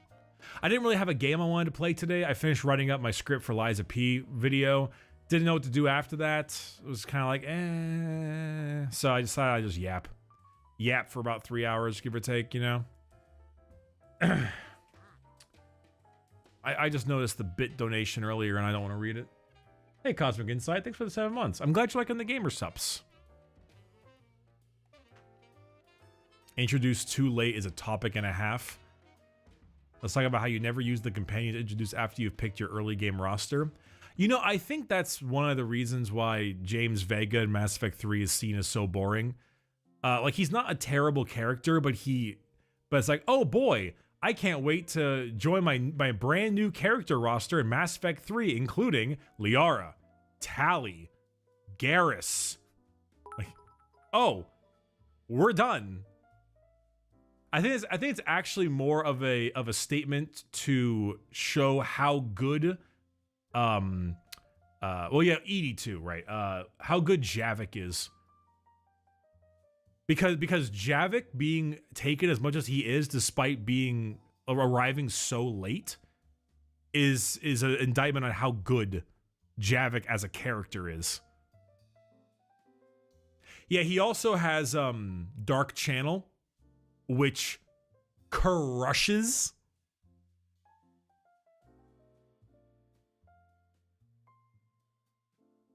It's good. Javik, chat, did you know Javik plays your democracy officer in Helldivers? He's the guy next to the big table who's like, welcome, Helldiver, choose your next mission. He's that guy. Yeah, he plays that character. Yeah, that guy right there. Yeah. Best Fallout companion? Oh, easy. Veronica. Fallout New Vegas, Veronica. Okay, but if I have to be totally honest though, if I have to be actually honest, Nick Valentine is up there. The best part of Fallout 4 to me was the companions. I think that's the best part of all of Fallout 4 is the companions. And Nick Valentine is up there. I really like Piper. I mean, I like to Piper too, but like, you know, I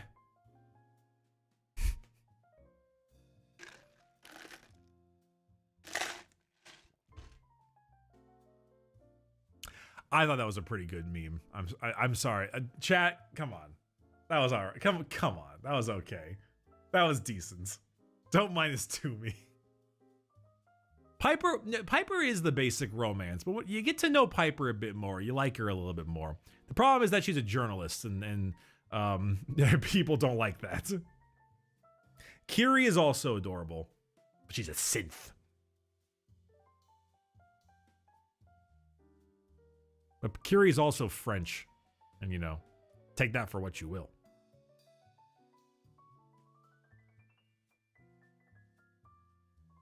Hey, speaking of, there's that message right there. Oh, Bricky, heck you, I'm addicted to Balatro. I love it. Damn straight. Damn straight. We're going to have a Balatro, what is the phrase I'm looking for? A group therapy session. Balatro Addicts Anonymous. The BAA. We meet in the backyard of a gambling hall. Weekdays at 8. Nick is also a synth. Yeah, but Nick's honest about himself. He's not trying to hide anything.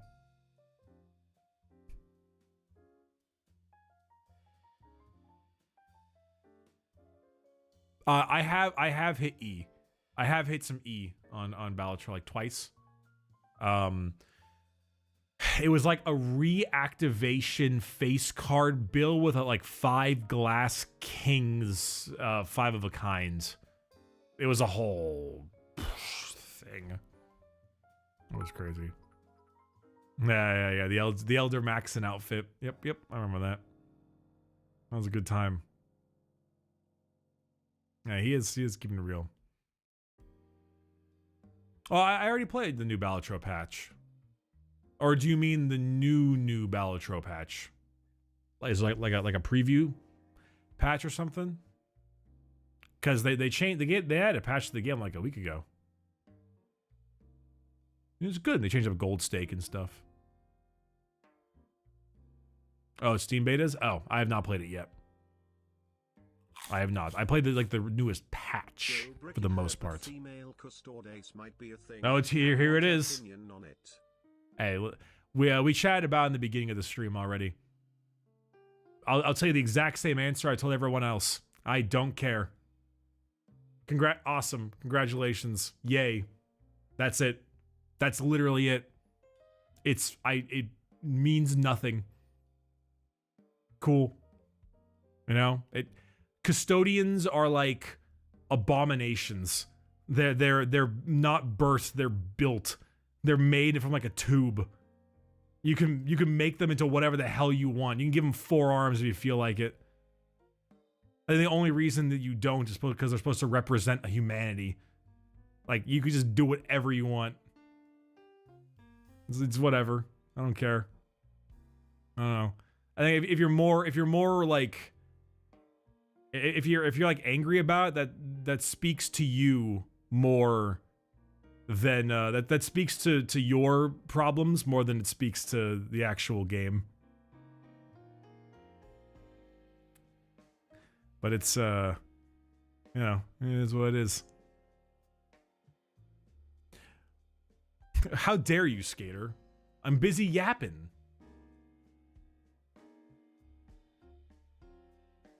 I'm busy yapping. Don't you know me? don't you know me? This is not how the hierarchy is supposed to work.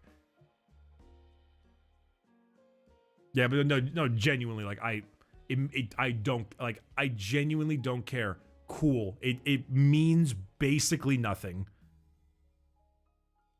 In the grand scheme of the entire world of Warhammer, it means basically nothing. Bricky, custodians are the children of Terra's aristocratic families offer up to the custodians for selection. They were. And then they take them, and then they rip them inside out and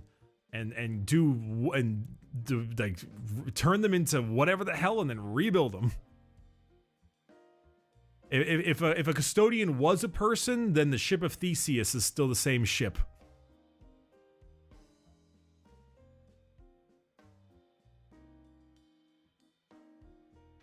I just got tailed by a Stompa IRL feels bad, man. The old Stompa or the new Stompa? Because the new Stompa might actually be okay. Because the new book's out. Or about to be out. Ah, they ran the lethal hits, what dat button do Stompa, I imagine. It's pretty spooky. It actually has some power.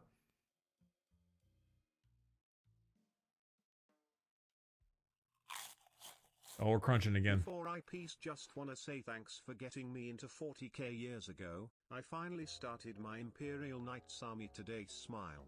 Hey, Knights. We love Knights in here. We love Knights. Knights are very, very fun. They're, well, sorry. We love, like, painting Knights. We love Knight lore. We don't love Knights in the gameplay a bunch, but we love Knights for what they are, which is really, really fun. But it's fine. See, you see, here was the actual important intention for Games Workshop. They slipped the female custodian underneath, specifically in a codex that has extraordinarily dog shit rules, so that they will be all the chuds will be attracted to the bad rules first, and then they won't notice it, and then there won't be so many people yelling. That's the big brain. That's how you get it done.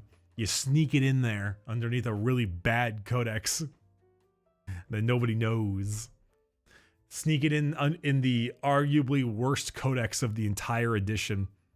I can't wait for Custodian Guard to be 25 points a model, and then like the whole codex just kills everybody because they made them insanely cheap to make up for their awful rules. And then everyone will be even more upset by that, because then the custodians will have the points of regular Space Marines.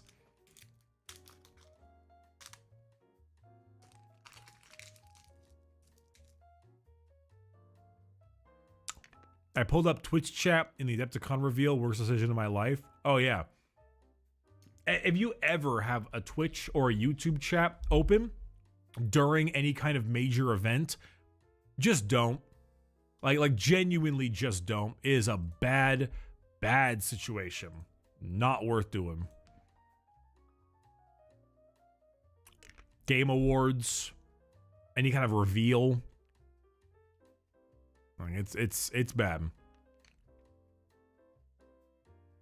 I just want to know who pointed Ver's prayers at 100 points for Maul. I just want to talk, I swear. You can't wait for the Virtus Praetors to be like 50 points a model. 3 plus a shield captain on bike be like 225. Oh god. Bricky, why did you buy all the nightmare boxes? I bought one. I bought one. I already have a ton of Night Lords already made. I don't need to make a lot more. You know, it's a whole thing there. Thank you very much.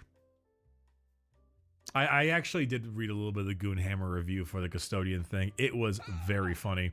They had some good hits. Insanely hard to get sisters up, board, not good. Null, not enough sisters to make an army. Well, there is, but we need more variety. Take away survivability. Auric, why doesn't it at least cover the character unit, not just the character? So, Shield Host, I don't actually think it's gonna be bad. I think Shield Host and Auric are gonna be the ones you're gonna run. I don't actually think Auric is that bad, just because like each Custodian character is basically like a squad of Marines. I think you can actually make some of those characters pretty nasty. Specifically like a Blade Champion. You can use that 1 CP strat to give 2 Blade Champions full hit rerolls to hit and wound against like monsters and vehicles. Then you can like fish for 3 damage dev wounds and just other things like that. I think there is a little bit of like a little bit of play with Auric. The problem is that just the survivability is so low, and also well, you know, unless your points are really cheap. Why is there a plant cam? Oh, because chat just wants plant cam. Because they're weird that way.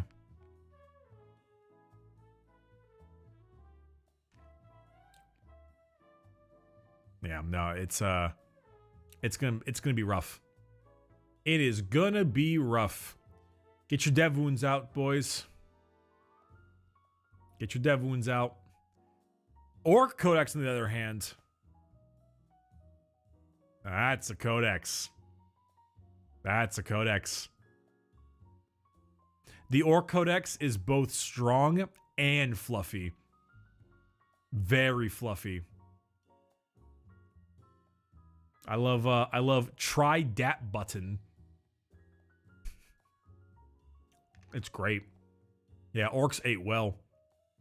The try dat button is a really fun one. If you guys don't know what that does, all of your Orc vehicles and walkers and stuff, you roll a dice, and on it's a D3, and on a 1 you get like sustained hits, 2 you get lethal, and 3 you get plus 2 AP on critical wounds. Or you can choose one of the 3 without having to roll, but then all your weapons get hazardous, which is very funny. And then there are also ways, and it says if your weapon already has hazardous, it goes hazardous on a 1 and a 2.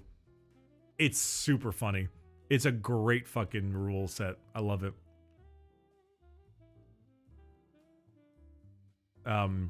Bully Boys look really, really good. Dread Mob gets like 2 WAs, which is crazy. Is Bully Boys the... No, Dread Mob is the shooty one. I think Bully Boys is the one that gets the 2 WAs. I think Green Tide. I think that's the big squads, I think. That one's pretty cool. You get like a 5-up Field of Pain if your unit contains invul if your unit contains like over 20 models. Or no, over 10 models. The point is to run big squads of Orc hordes. It's pretty funny. It's pretty funny. I like some of the ideas. I don't know. We'll see how it turns out. But the codex was clearly written by someone who understands orcs, and I think that's what matters the most. They get it. They get what orc players want. And that's I think matters more than the rest. current codex army tier list. I don't have that. I don't have that on. I don't have that immediately on hand. What is top right now? It's Necrons, I think, right now. What's below Necrons? Eldar are still putting up a fight. Sisters are pretty up there, actually. Sisters are pretty top. Let's go. Yeah. Listen, everyone likes muscle moms. We all know it. I don't know what else was up top.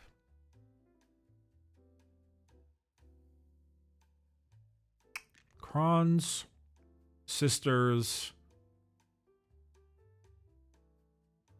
Black Templars. They're good. They're pretty good. I don't know what else. It's like top level. World Eaters can be up there. That's true. The CSM win rate right now is bad. They're like 44%. I think it's because CSM players are coping and they're trying to take all the other stuff they used to and they're not adapting, but that's me. But the bear should be in the plant. Well, there it is. All right. He's going in the plant. Here you go, chat.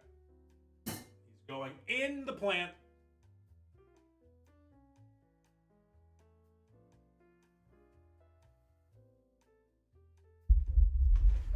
Yeah, no, CSM need to adapt. The CSM is good. Their win rate's bad, but I think they're still fine. World Eaters are weird. World Eaters are one of those armies that has like a low win rate but high tournament play. So it's all about how you use them, not so much about it's a big discrepancy between top players basically. Custodians are really good right now, but that's going to change, so we'll let that happen.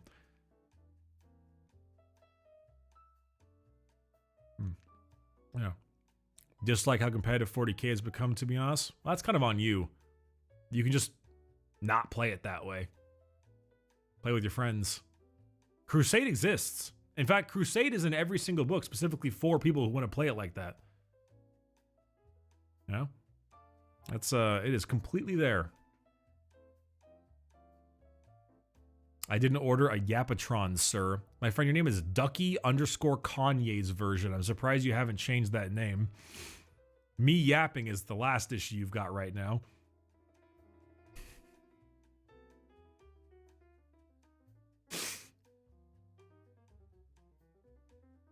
There's some current problems. Yeah, I mean, Necrons are at the top right now, but they're at the top right now, but they shouldn't be. The whole Catan spam is stupid. They need some better options. Why they're good is the problem, not the fact that they're good. If I buy a bricked up shirt, will I get bricked up? I mean, you might just get bricked up naturally. I mean, as far as I'm concerned, you can just get bricked up whenever you feel like it. I mean, who knows? I don't know how sensitive you are to being bricked or bricked up, perchance. There's important things.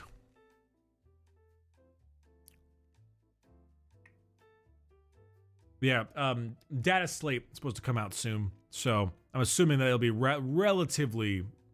no, okay, being bricked up is not shitting yourself. That's being backed up, and then that's also wrong. So, okay. So, all right. Hold on, okay. If you're backed up, it means you're like constipated and you have to shit, and you haven't shit for a while. Being bricked up is having a boner.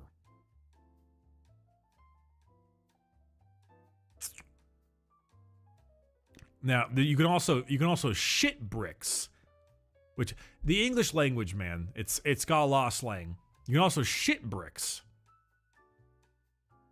Now, granted, being bricked up can also be like it's a euphemism for like, oh, I'm so excited right now, like I got the adrenaline pumping, I'm fucking, I'm bricked up, that kind of thing. But for the most part, it's naturally going to be you got a boner.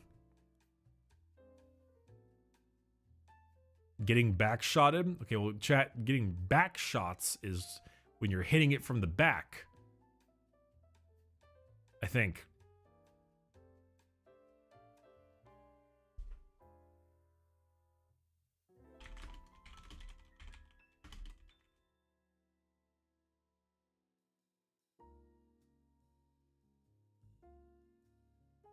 Yeah, okay, yeah, I'm right. Yeah, that's what it is.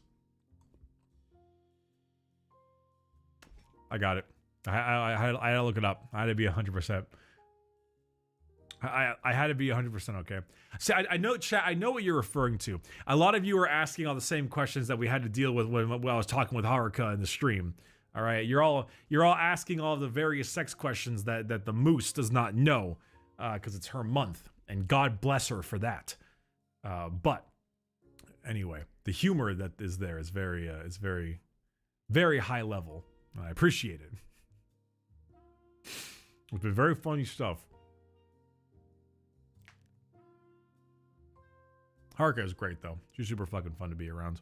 She's super nice. And goofy. And kind of cracked. She's really good at video games. She's genuinely pretty fucking cracked at some of the games that we've played. I want to see how good she is at Smash. One day we'll play Smash. When we do play Smash, I'm curious if I'll just get slaughtered or not. Because I have a feeling that she's going to be cracked. I saw some stupid meme earlier. It was like a Guilty Gear meme. It was Sin waking up Ram, being like, Ram, your dog is cracked at KOF. I don't remember why I saw that. But it like popped up in like in some kind of meme. I don't know. It threw me off. Here.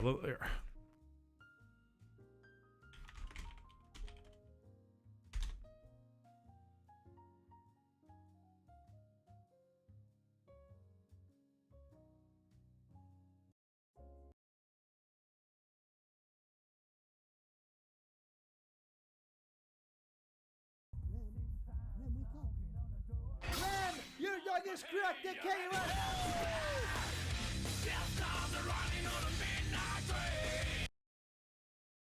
That's it. That's all it was. Listen, I don't know why that popped up or what the reason for it was, but it made me laugh. It made me laugh really like a lot. I don't know, man. Yeah. And hey, the dog's playing Angel, so like clearly they're cracked. Clearly. Doesn't yapping mean verbally complaining in some annoying manner? Yeah, that's what it means. I've also called myself bricked up, but I don't always have an erection. You know, like the specifics here can go in any direction, you know? Yes, normally yapping involves just chatting your ass off for all kinds of random stuff, but like yes, in fact, chat, it is a whole it's a whole different world. Don't just show and tell. Go fuck yourself. Go fuck yourself. Is having a shirt advertising you have a throbbing erection really a good idea? My sales numbers say yes. So, apparently. Now that being said, those sales, like, whether you wear it indoors or outside or not is up to you.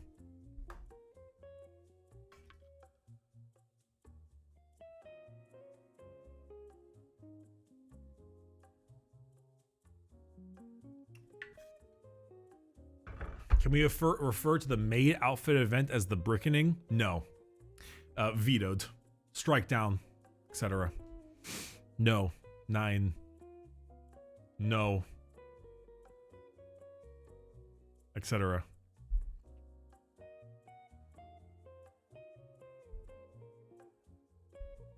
Can chat vote to overturn this veto? Denied. Opinion denied. I could have given this money to UNICEF. I don't even know who UNICEF is. Where have I heard that? Works, the Child's Emergency Fund. Oh. Yeah, give me the money instead, please. They don't need it. Fuck them kids.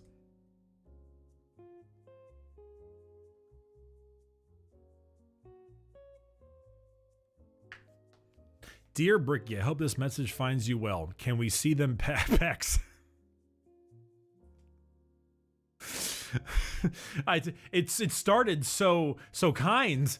It started with such a simple like written letter, like Sir Bartholomew the Third in Castle Manor 9 of the Queen's country. Doth thou provide pictures of thine erotic chest? Signed, Deatharax.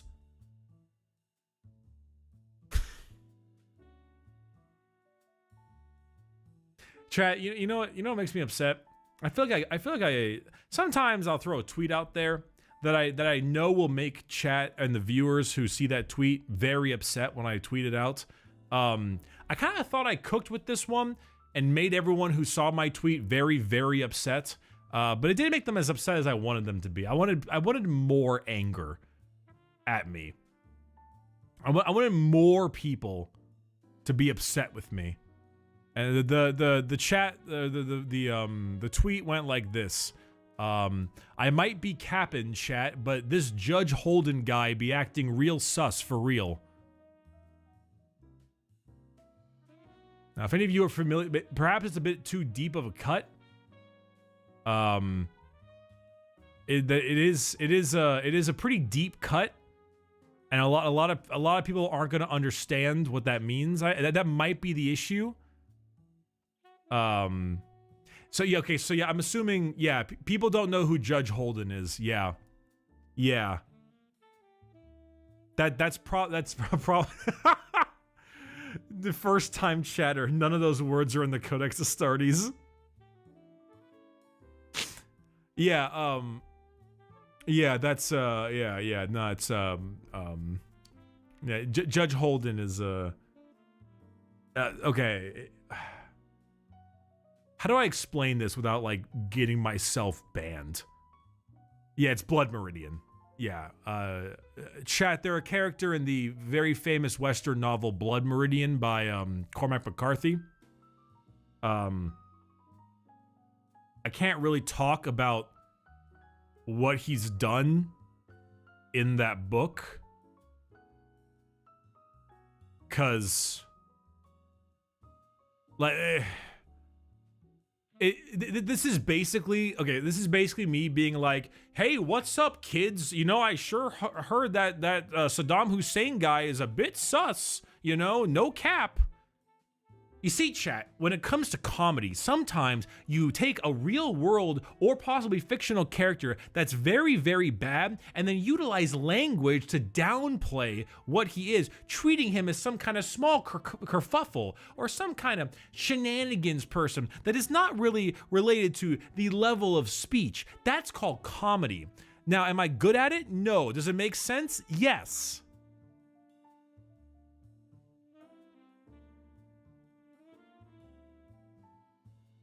It's like, you know, if I were to type out, if I were to bang out something like, hey guys, Hitler was not bussin'. You see, you're taking a very bad character and utilizing very degenerate but like juvenile language against him. And that's what makes the funny. That's what makes you guffaw and laugh. But I didn't. Because I chose something that provides, ironically, a more visceral reaction than Hitler. People have heard of Hitler.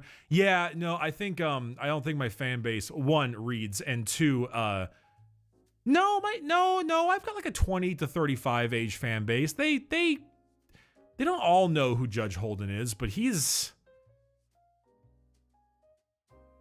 listen, let's just say he's not a good guy.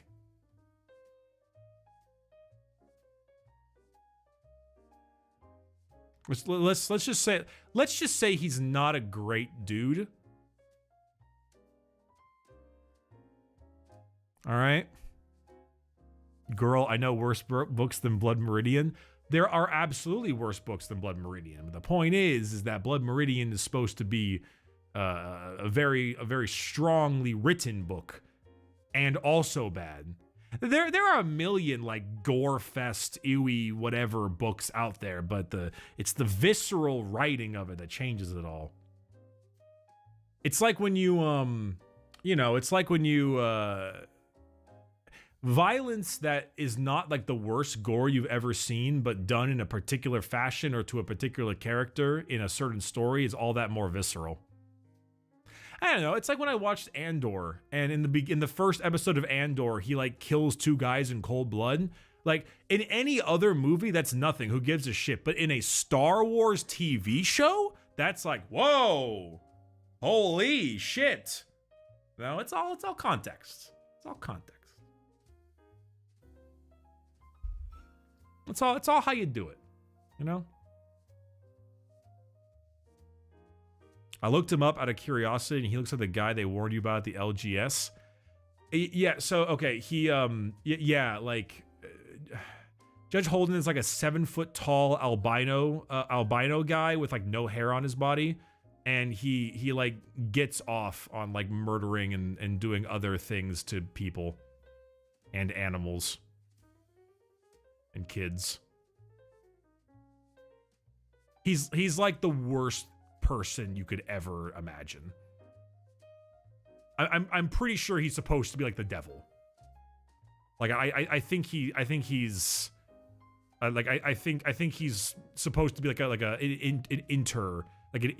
the devil stand-in.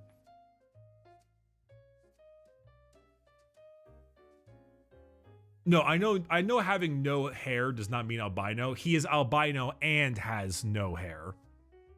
It's both. Yeah, he's bad. Yeah, he's part of the group of characters that the main character is part of. Their main job is to they're like mercenaries, and their job is to go around and like scalp Native American people. It's not a good book. It's not great, dude. It's not. Yeah, they're scalp hunters. Yeah. It's a time.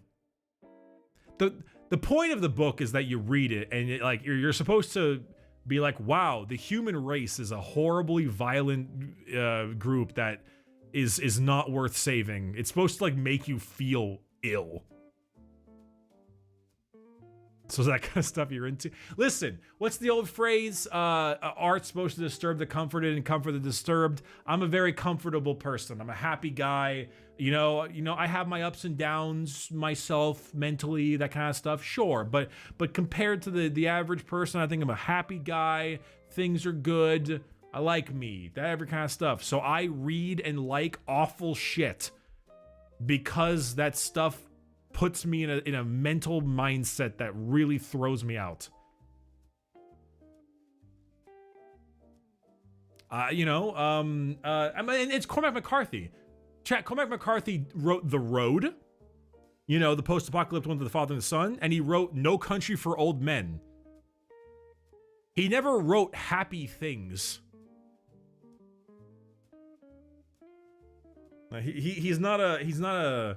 He's like a dark American Western author for the most part. Haven't read those. Are they good? Yeah. I mean, as far as I haven't read every single one of Cormac McCarthy books, but every single book I've read of his is good. It's a lot. It's heavy, but they're good.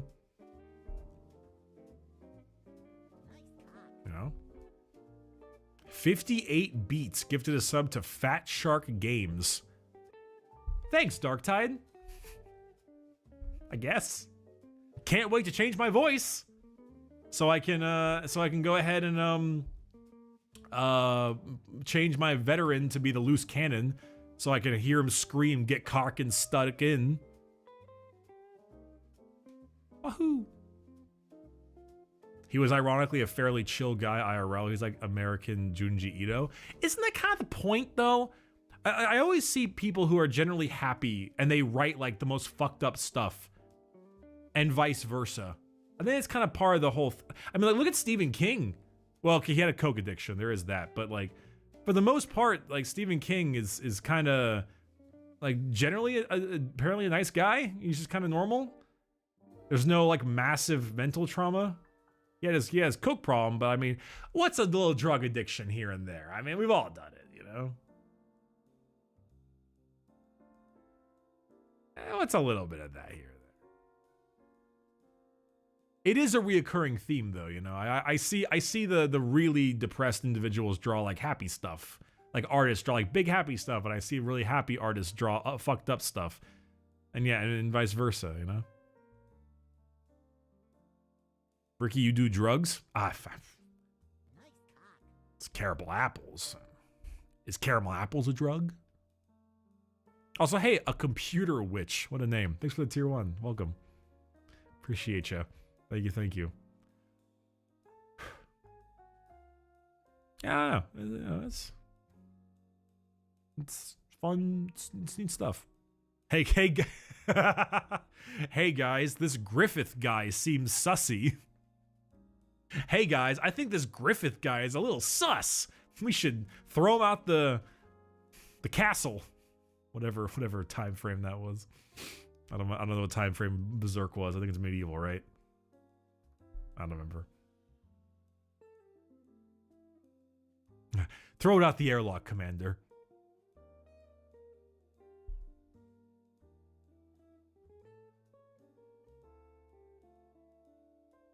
If I recall correctly, 2 Japanese horror manga authors went to dental school. Really? I mean, that sounds like just like a coincidence, but that is kind of funny. That is pretty funny. But no, chat though. Blood Meridian, very good book. Don't read it, unless you've got a pretty good stomach, and you are okay with a book that's whole point is to make you question humanity in a bad way. Good book though. You know, it's like watching a really good horror film. Yeah, it's like, because the kills are really good, and you're like, you know, it's like Final Destination. You know, I will never drive behind another log truck in my life. It frankly is a bit excessive, but a good read. I think it absolutely is excessive. I think it's massively excessive, but I think that's like the point, you know, like it's super excessive, but it's trying to like explain the sheer level of brutality that humans do to each other. And so you're totally right, but I think I kind of get it.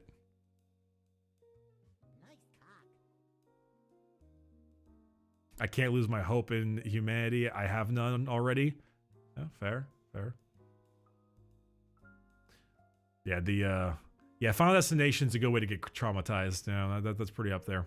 You know what? Actually, you want to talk about things that traumatized kids? For me, it was The Mummy. Nothing to do with The Mummy. It was the scarabs. Those little fucking bugs. That got me good. I was terrified for so long. Fucking scarab bugs. Ugh, that was awful. God, those were terrible. That just got me. That got me so badly. Indiana Jones and the Temple of Doom. Also, I think because those bugs were real.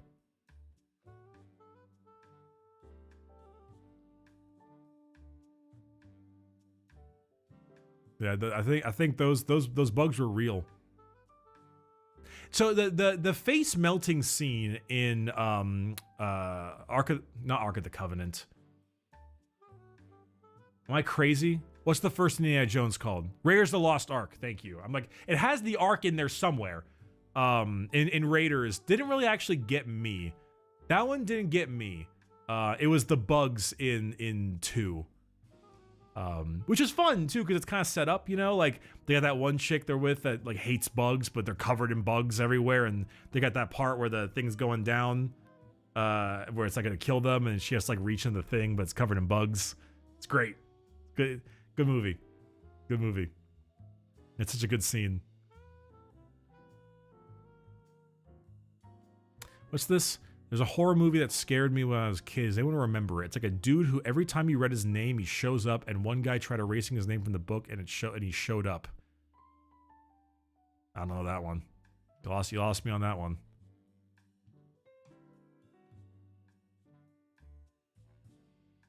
Beetlejuice? No, that's not Beetlejuice. The pee-pee poo-poo man. I don't know that one. Oh, is it Candyman? Oh, chat's saying Candyman. We got 3 Candymans.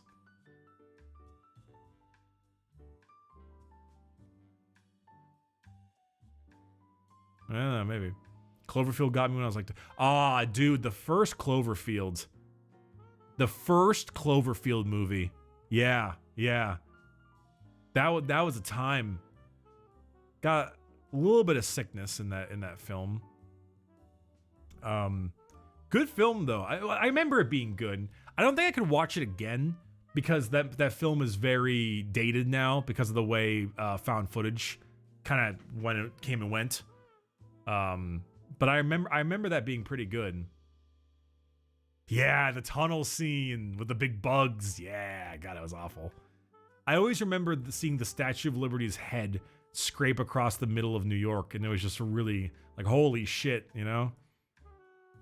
I'm sure the movie is still fine, but I'm so tired of found footage that I'd skip past it. Oh, you do this, the creepypasta thing? No. I never got into the creepypastas myself growing up. That wasn't really that kind of like, I don't know. I don't think I was on the internet for that part of stuff.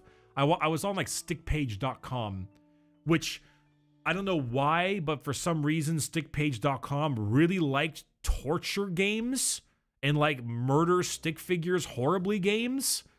I don't know why they had so many of those. There was like a genuinely huge number. Oh, Furia. We don't talk like politics in this stream. Thanks for the bits, but we don't chat about that stuff. Yeah, but it was just bizarre why it was so common. There were so many. I don't know. The stick sniping video games. Yep, I remember that. That's right. There were like 100 Kill Justin Bieber video games that just capitalized on like murdering this 19-year-old kid because that's what the internet told you to do back then. What a time, dude. 2010s. What a time. What a time.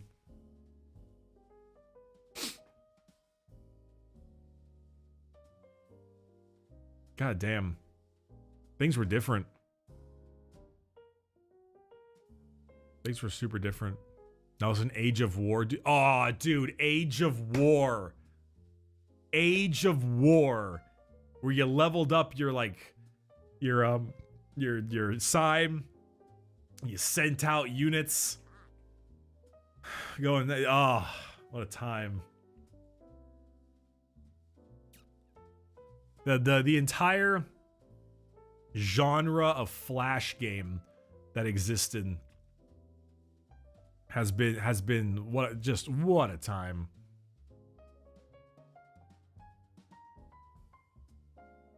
God damn. And then eventually Flash games got replaced by like it got replaced by mobile games for the most part. Yeah. Yeah, it got replaced by mobile games. And then past that, I don't even know what's past that. Age of War first auto battler. I mean, in a way, yeah. No way. I miss when Alien Hominid was the peak of gaming. I guess, sure. AlbinoBlackSheep.com. That was the place. AlbinoBlackSheep.com.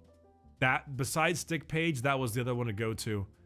And then it was like Newgrounds, of course, was like huge at the time. You know, tons of Newgrounds stuff. Armor games, yeah. Addicting games, that too, yep. God, what a time. Mia, when we were playing Dark Tide 2 days ago, with myself, Matara, Strippin, and Zentrea, me and Zen fucking bonded so hard over all these old bullshit. Like those old, you guys remember those old PS2 demo discs you would get that had like 10 game demos on them? We were talking about, like, the one that I remember playing the most of was Ape Escape 2. Fucking Ape Escape. Oh man. Yeah, that shit was gas. And then okay, I gotta be honest. I mean, the highlight video isn't out yet, so when it's out, we'll talk about it more. You'll see it. But there was one specific thing that we both agreed on that blew me away. So I don't remember if any of you remember GameFly. There's an old thing called GameFly, and this is like a Blockbuster Video back in the day. But instead of you like going there to rent games, you would sign up for a like a $15 a month subscription, and they would put the disc in like an envelope, and they would mail it to you. So you'd actually get mailed the game, this GameFly. And so you would get it, and then you get 1 week, and then you have to put it back and return it. Yeah, it was Netflix mail for games, basically. But, you know, it was physical. And there was, I cannot fucking believe that we both had the exact same issue. But there was a video game for the Reign of Fire video game.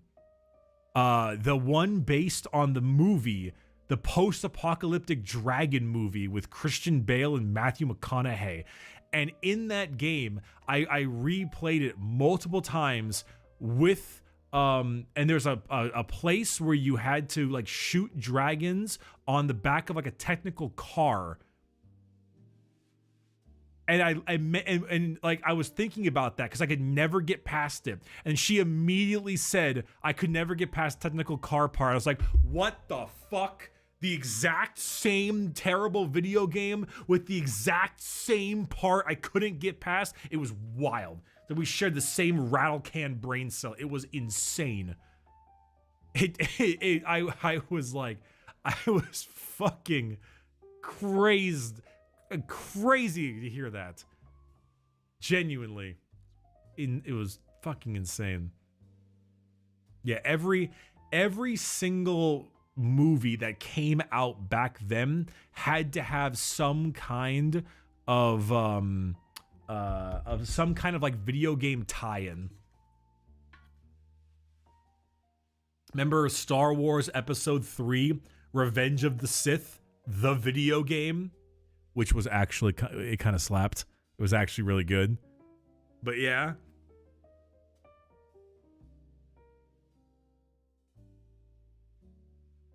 It was actually a great game. The Clone Wars video game. Oh, where you like fly one of the clone gunships, the big green lasers. What a time, dude. What a time. And well, then you also had like Republic Commando. Which, that's not even bad. Like that is a real game. That's not even some bad tie-in video game. Republic Commando, it's not the best Star Wars game ever, but it's like a top 10, no doubt. What would be the best Star Wars game ever? The Battlefront games are up there, no doubt. Both Battlefront games are definitely up there. Unironically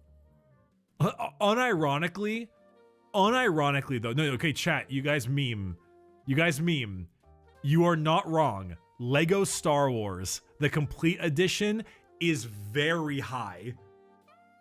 It's very, very high. Though a lot of you are saying KOTOR, and I think I might have to agree. I've only played a bit of KOTOR, but I remember really liking it. Fallen Order is good. I won't lie. Fallen Order / Jedi. I haven't played Jedi Survivor yet, actually. But like those two games both seem like they're pretty darn good. They don't. I don't think they beat like KOTOR or like Battlefront 1 and 2, the originals, but they're pretty up. I don't much. What is it? Yeah, I'm not huge on Forced Unleashed. Forced Unleashed, I think, was a bit of its time. I didn't love Forced Unleashed. It's got really good main character. What's his name? Starkiller or whatever.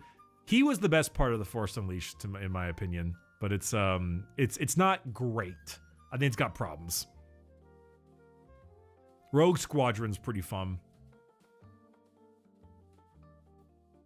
I did play the pod racing game. I did. I played a lot of the pod racing game too. Yeah. I played a lot of the pod racing game. It was good. I think it was good. I remember it being good. Was it good? I remember, but I don't know, dude. I was like 9. I was very young. I don't know if it was good or not.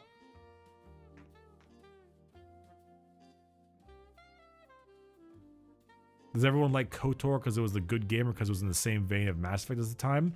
I think KOTOR came out before Mass Effect. Bro, KOTOR came out in 2003. Came out 5 years before Mass Effect 1. Yeah, that's actually okay. I kind of thought it was gonna be longer than 5 years. 5 years is actually not as long as I thought it was gonna be. But yeah, you know, it is what it is. What the hell is this? Bricky, apparently Mia Malkova is into Warhammer. Collab when?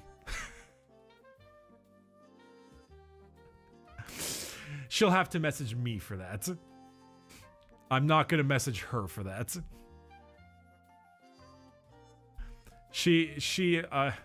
He knows, brother, I'm a 28-year-old man, all right, who grew up with video games. Of course I know. I'm not dumb. It's like if you were like, Bricky, Asa Akira wants to play Warhammer. It's like, come on. I'm not gonna lie to you. I'll lie to you about a lot of things. I'm not gonna solicit. Real recognizes real. All right. I'm not messaging her for that bullshit. No way, dude. No way in hell am I messaging them. They can message me.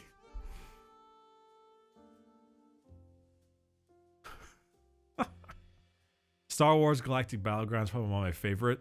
I don't think I played Galactic Battlegrounds. I don't think I actually played Galactic Battlegrounds. No. Huh. Was the Age of Empire Star RTS?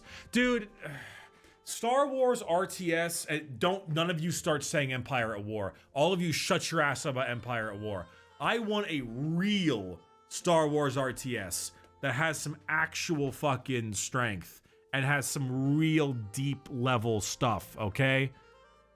All right, Empire War's fine, but it's old and it's got its own issues. I want a new one. I want a new one. I want a better one. I want something modern with blackjack and hookers. Halo Wars style, exactly.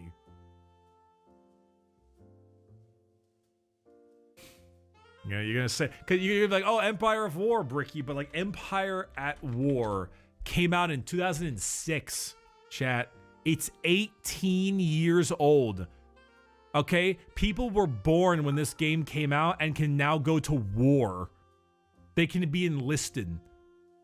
All right, give me something different.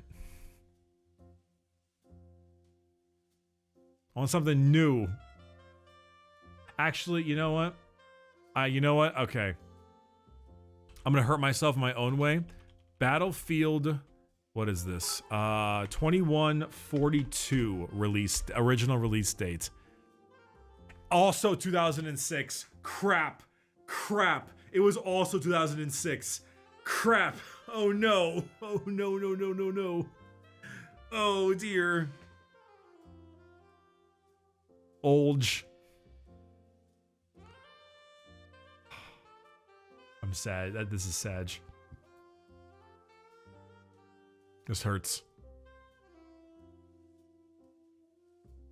I can't believe you slander Empire at War this way.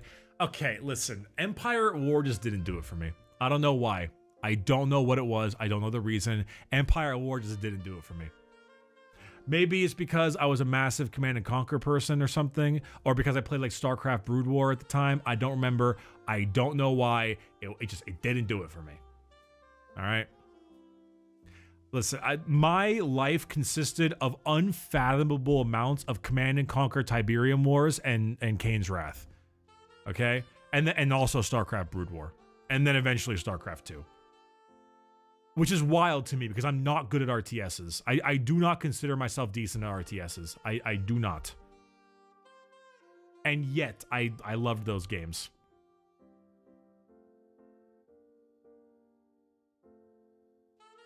Actually, no, I also played the Lord of the Rings one. Which is funny because I don't like Lord of the Rings. Cue 14 first-time chatters who did not know that lore about me immediately appearing to ask, huh? Hey, Bricky, I'm wait. It'll happen. It'll happen. Trust. Ah, we're back on this. All right. I don't know what BKSOTTL means. I have no idea what that means, but there's a million people asking about these fucking. It's like the 15th female custodian thing I've heard. I'll give you the exact same answer I always got. Because you gave money, and, you know, I have to be nice about that to a certain extent. I don't really care. It's totally fine. Custodians are made in, like, a tube and are, like, built, not birthed. Who gives a shit, really? They're all going to be 10-foot tall, muscle-bound people whose entire job is to look at a dying man. I genuinely don't care. Cool. Whatever. If you have a problem with it, that's more of an indictment about you being weird than the actual lore. So, that's about it. What's that? What's that meme? Was it Scott the Woz who did it? It's like the what is it? It's like the Lady Dimitrescu whatever from Resident Evil, where it's like, oh no, looks like a giant tall muscle lady is gonna get me. Locks myself inside.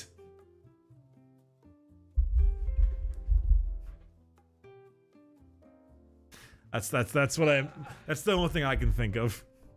Lego Star Wars The Clone Wars actually had a little bit of RTS element to it for some levels. It did. It could actually be pretty fun emo. It did. Clone Wars did have a few elements like that. I remember that. It was okay. It was okay.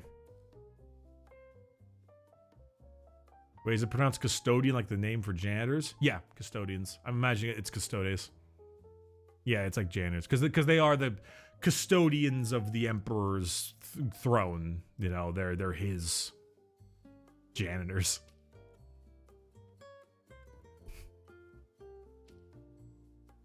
Yeah, like a caretaker. Yeah, exactly. Yeah, basically. They clean the turlets. Yep.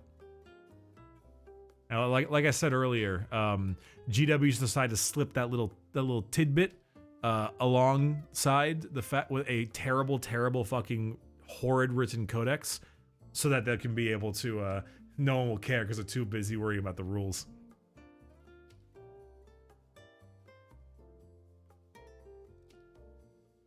It's true, because it does suck. Good old can we stop the banana talk? Thanks. No. Epitome of salt, I've shot you dead. Don't you dare tell me what to do, ever. I'll talk about the goddamn bananas for as long as I want. That being said, I did get a tier 1 sub from the Canehurst Crow, and I kind of want to time them out before they've even said a word in the chat, because the Bloody Crow of Canehurst is like the most bullshit enemy in any FromSoft game.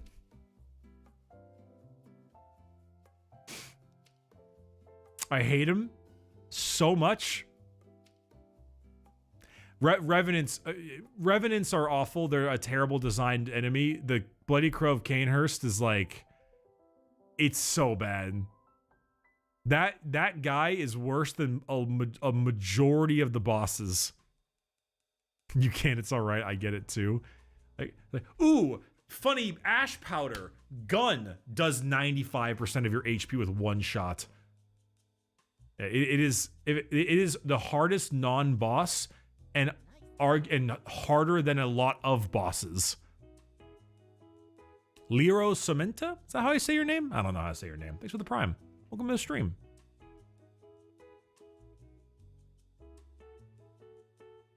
Appreciate you.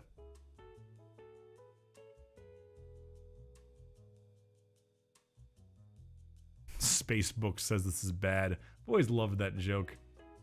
Spacebook says this is bad joke. Click, click, click. I don't know what it is. It just makes me giggle.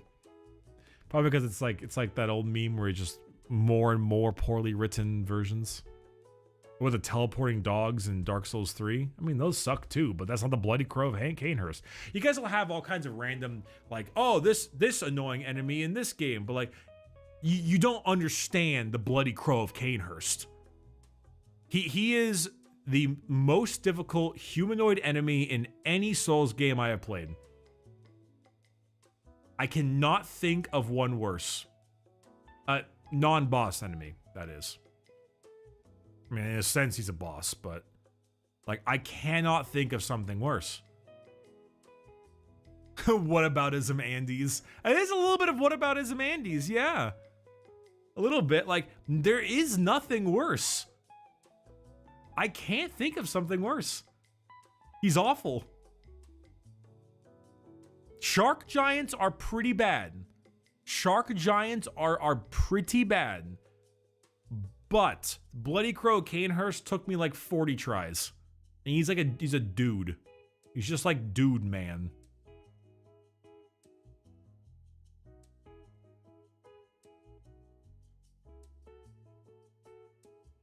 This person. What's the Armored Core equivalent? I don't know. I mean, Armored Core 6 didn't have a ton of like the wheels. I guess. Like, the wheels suck, but they're not like that. The problem with Armored Core enemies is it's not like the enemy is a problem, it's the build you need for that opinion. Or for that fight. I read someone that said opinion and it got in my head. No, Luke Bray, here's the thing. You say Bricky's opinion is the only correct opinion, there's no possible way of swaying this man. You can sway me when you're right. You can sway me when you're right. I like, genuinely, I cannot think of a worse non-boss enemy to fight than the Bloody Crow of Cainhurst. What would you rate the new All right, like, I can't think of one, and no one in chat's given me one yet. Yeah, it's not a superiority complex when I'm him. It's a fact.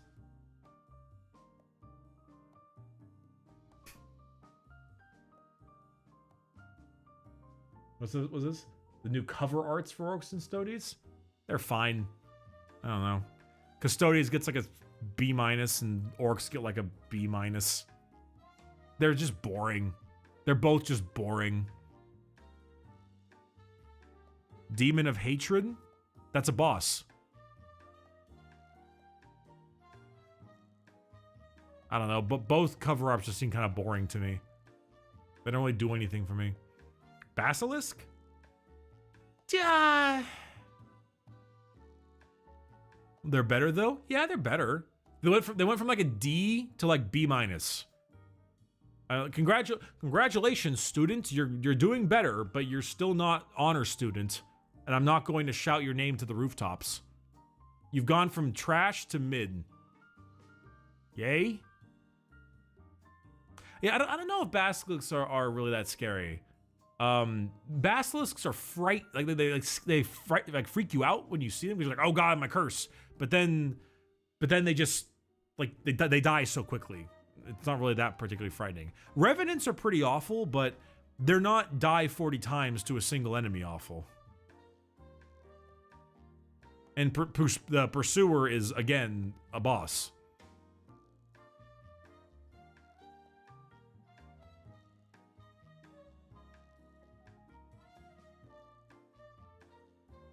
Yeah, I don't really know.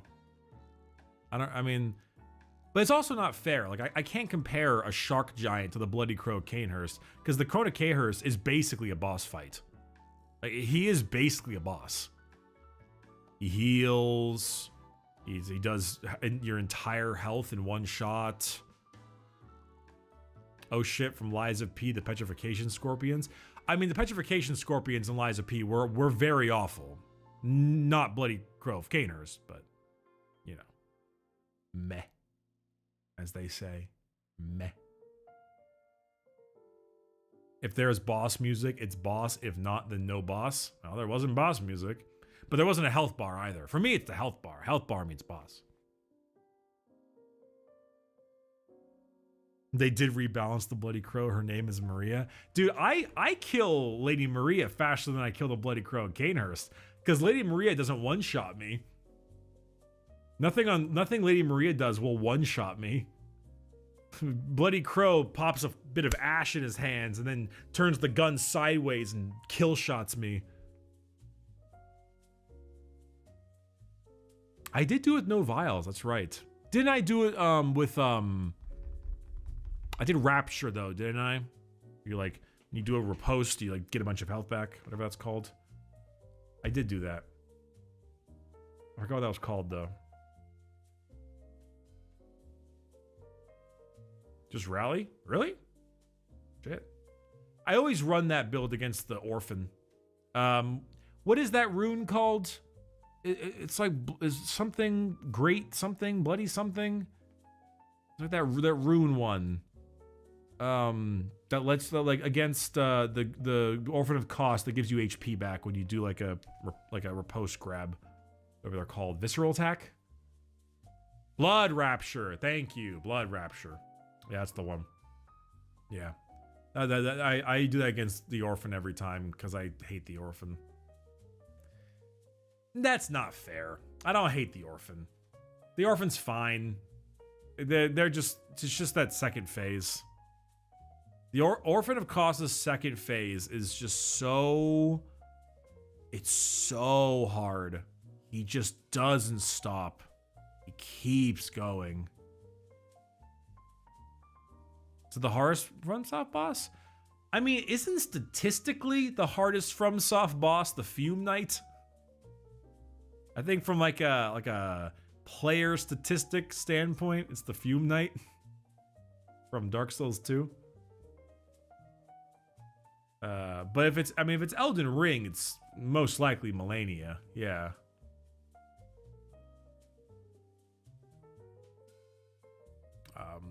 Well, I don't, like, what is it? So Bloodborne, it's, I mean, okay. Hardest boss, I think from like a general player perspective, Dark Souls 1, I think, is Manus. Pretty positive it's Manus. Like a statistical amount of players that couldn't beat it. Fume Knight for Dark Souls 2. I know that. Dark Souls 3. Pontiff? Midir? Maybe Midir. Maybe Midir. Pontiff is more of like a gate. It's more like a new player blocker. More like. Maybe Midir. Dark Souls 3 is tough though, because it's like you have to get to this. You have to beat Pontiff at some point. Nameless King? Maybe. I don't know. Frida, maybe. I don't know. Bloodborne, it's Orphan. No doubt in my mind, it's Orphan. I don't think any other boss in the game is as tough as Orphan. Ludwig is hard. He is really hard. But I think it has to be Orphan. That guy just... like, I just can't do it. I don't even think Lawrence is hard. I think Lawrence is annoying. I think Lawrence is just aggravating. Because he spends so much time doing his stupid fucking lava smash. He's just really long and annoying. I think it's mainly what's his name? The orphan. For Sekiro? Sekiro. Oh no, Demon of Hatred. I think it's Demon of Hatred by a solid margin. Because Demon of Hatred is like, it's kind of an annoying boss. I don't really like it. I don't even think I beat it. I think I tried really, really hard and I didn't even beat it. Because he's so big and he runs everywhere and you have to have these wacky dodges. And then you've already beat the game by that point, mainly. So you just kind of like, or you probably go back to do so or something. I really hate Demon of Hatred. I use the demon whistle. Okay, well, I mean, you can use the demon whistle if you want to use the demon whistle. I mean, there is that, but like, I don't know. I don't like Demon of Hatred. And then whatever. And after that, it's like what, Elden Ring, and then that would be obvious. It's Millennia, clearly. Yeah, it's just Millennia. Yeah. Like. Chat, here's a question. I've never played Demon Souls. Which one is it for Demon Souls? What's the Demon Souls blocker?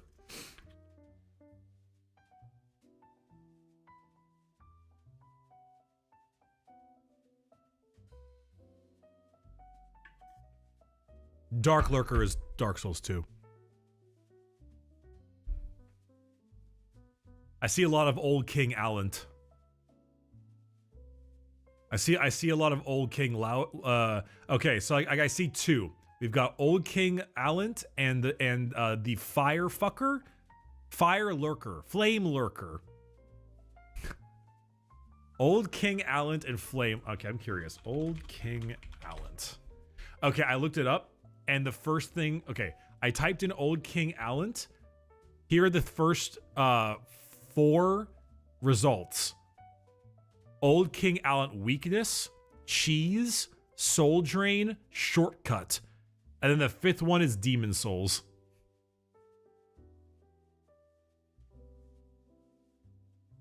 It looks like an old man.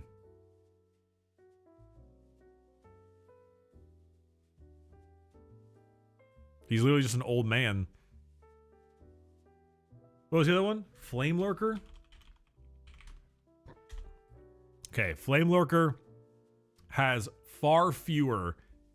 Flame Lurker goes Demon Souls original art remake PS3. So, based on my Google searches, I'm going to assume that Old King Allant is the difficult one, is the more difficult one.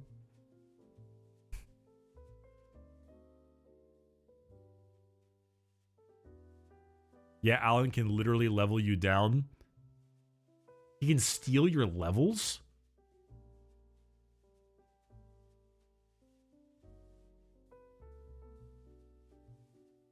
That's fucking awful. That's like terrible. Who would make a mechanic like that?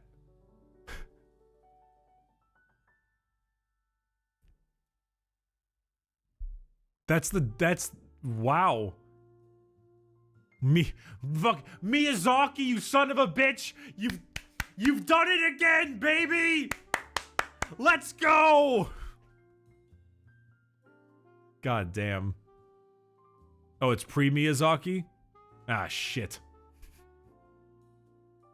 Well, I would like to say that Miyazaki came in and fixed everything, but I'm kind of a Dark Souls 1 hater, personally. So, no, I wouldn't say hater. I don't hate Dark Souls 1. I am not a Dark Souls 1 apologist. I think it's I don't much love Dark Souls 1. I think the world of like the discovery and a lot of the ways it interlinks into Firelink Shrine and stuff is really, really cool. I like that part's really, really neat.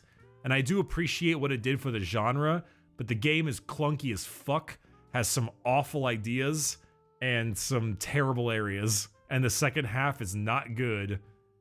The second half is not good.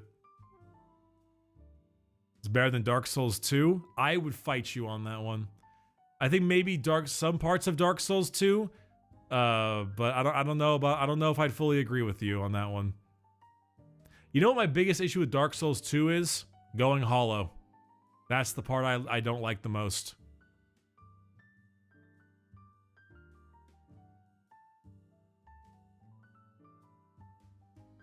Honestly, I think Dark Souls 2 would be a significantly better game if you didn't go hollow.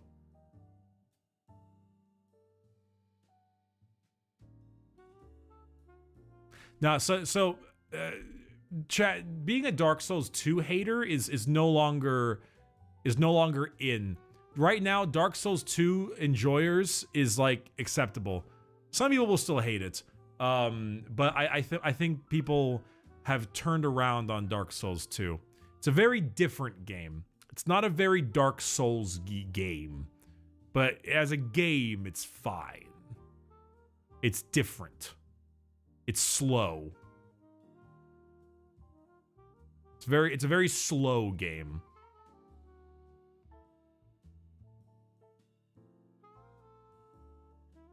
I don't know. I think for me it's like a lot of people dislike it because they just wanted more Dark Souls 1, which I get, but I don't hate Dark Souls 2. I don't like Dark Souls 2. I don't much like it myself either, but I don't hate it. Dark Souls 3 is my favorite of the Dark Souls games. Bloodborne is probably my favorite Souls game, but I really like Elden Ring too. I wish I liked Elden Ring more. I wish they didn't constantly reuse enemies and reuse bosses. And I wish the game had fewer open world sections and more legacy dungeons and didn't have the exact same random dungeon filled with the exact same stone imp man 9,000 times.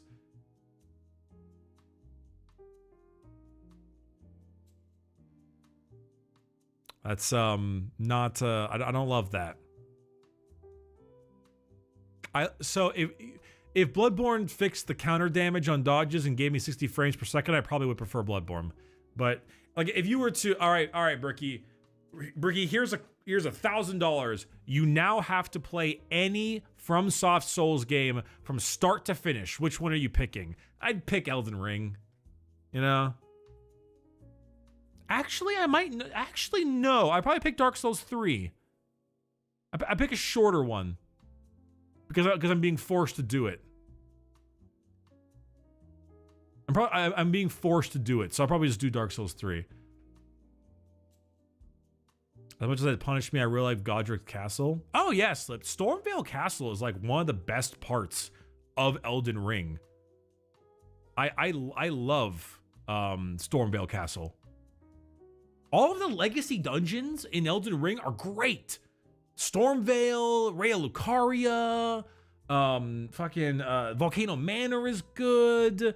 Lewandale is amazing. Like, just fucking gorgeous. All of those places are amazing. They're so good. And then it's like Caelid. Or worse, Mountaintop of the Giants. And it sucks. And they're awful.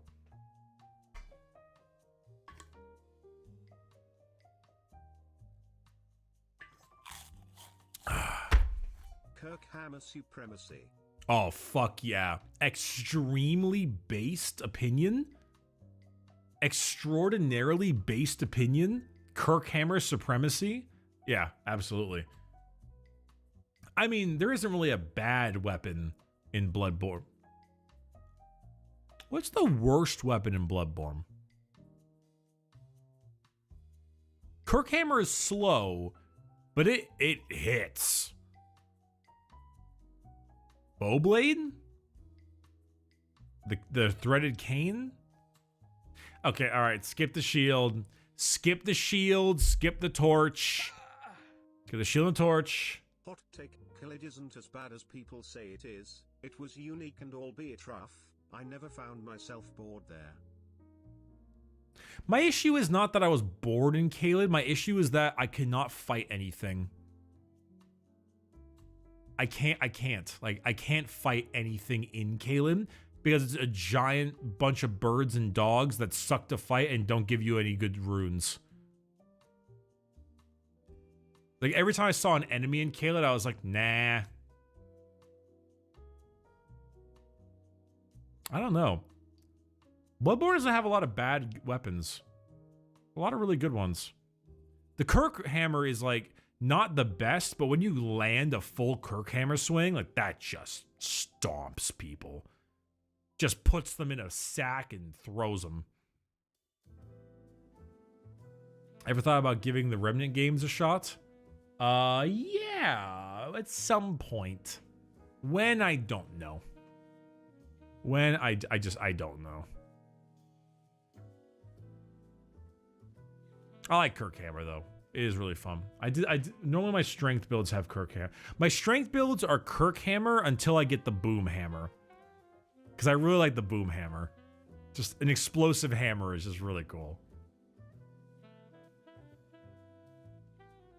I think if I'm not mistaken, I did stake driver for my first playthrough of Bloodborne.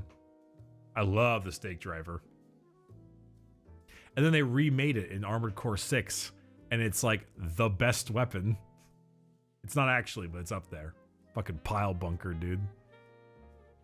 I think the Logarius wheel, not because it's bad, because it's boring compared to every other weapon. I don't like the Logarius wheel either. Some people love the Logarius wheel. People love wheel. I don't like the wheel. Other people love wheel. Wheel is not for me. What's the giant circular maul that you like put in yourself and you pull it out? It's got a bunch of spikes everywhere, blood spikes.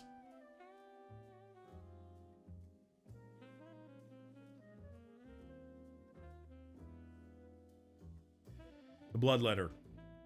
I like the Bloodletter. It's a little weird, requires a bit of finesse, but I like the Bloodletter. The Bloodletter is pretty fun.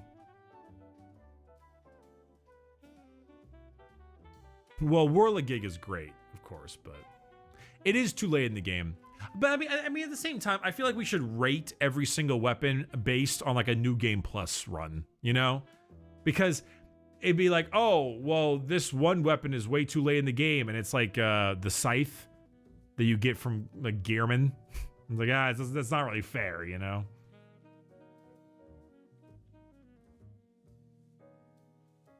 Tonitrus is a bit ass. Dude, the Hunter's Cleaver. That thing it's clean. The whole time. The whole time. Clean. Easy to use. Good scaling. Hits well. R1 spam, but it's Bloodborne, so it's okay. Just, Wait, am I wrong? Is it, wait, Hunter's Cleaver? Yeah, that is the one. The Saw Cleaver. Yeah, the Saw Cleaver. Beast Cutter's fun too. It's just big. It's like it's just big, slow. Is it the Hunter's Pick? What the hell is that pick called again? Church Pick. Yeah, Church Pick.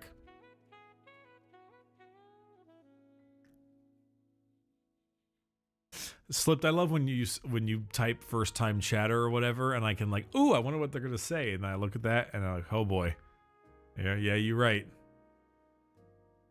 Why does everyone like the canes so much? I always thought the canes scaled poorly compared to so many other weapons.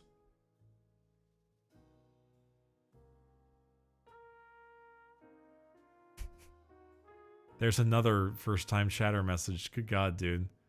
How do I win a girl back because she rejected me? Check this shit out, brother. Let me. This is gonna make you go far in life. You ready? You respect her wishes and you leave her alone. Once you learn that, you're gonna go far. Also, skill issue.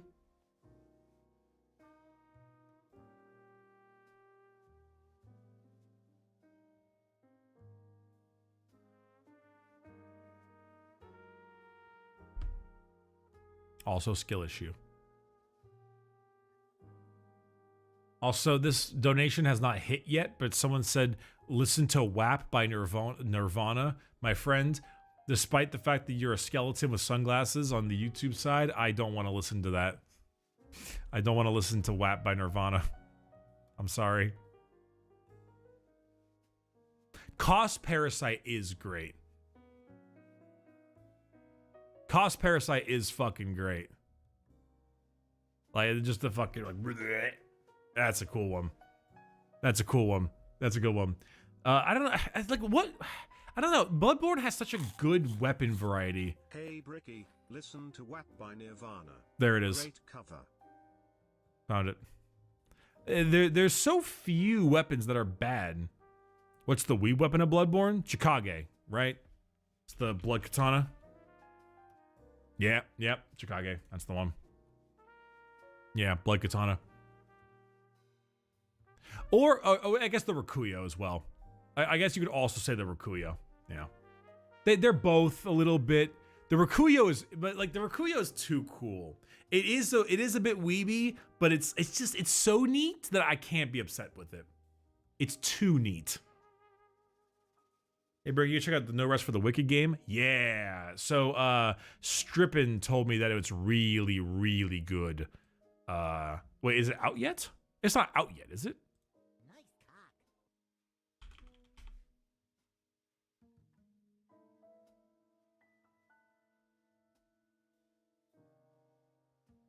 Early access? Oh, later this week. I'm gonna throw it on my wish list just in case.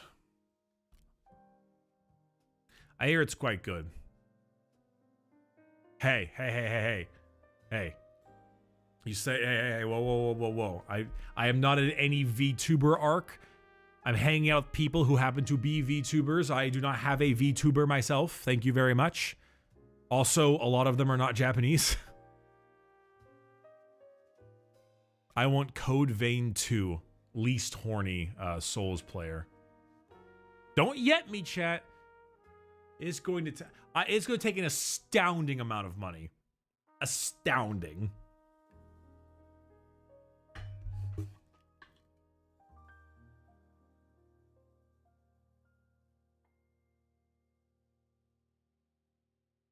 What was that foot thing from yesterday? Oh yeah. All right, chat. I got to show you all this because it's only fair that I provide these images to all of you. All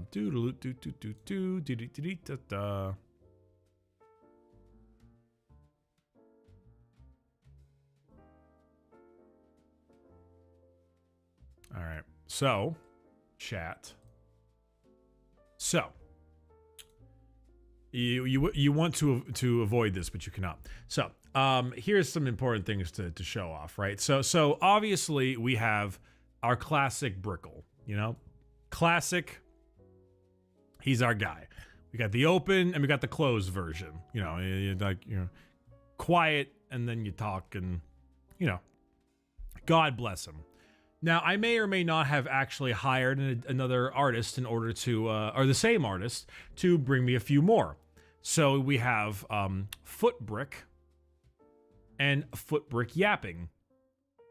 The most cursed part about this entire image here is the fact that the hair is also feet. If you didn't notice it, it's pretty bad. It's pretty terrible. As far as things go, it's pretty bad. That's what everyone else was looking at originally. Now continuing, now this one you're gonna appreciate, okay? You're gonna appreciate this one.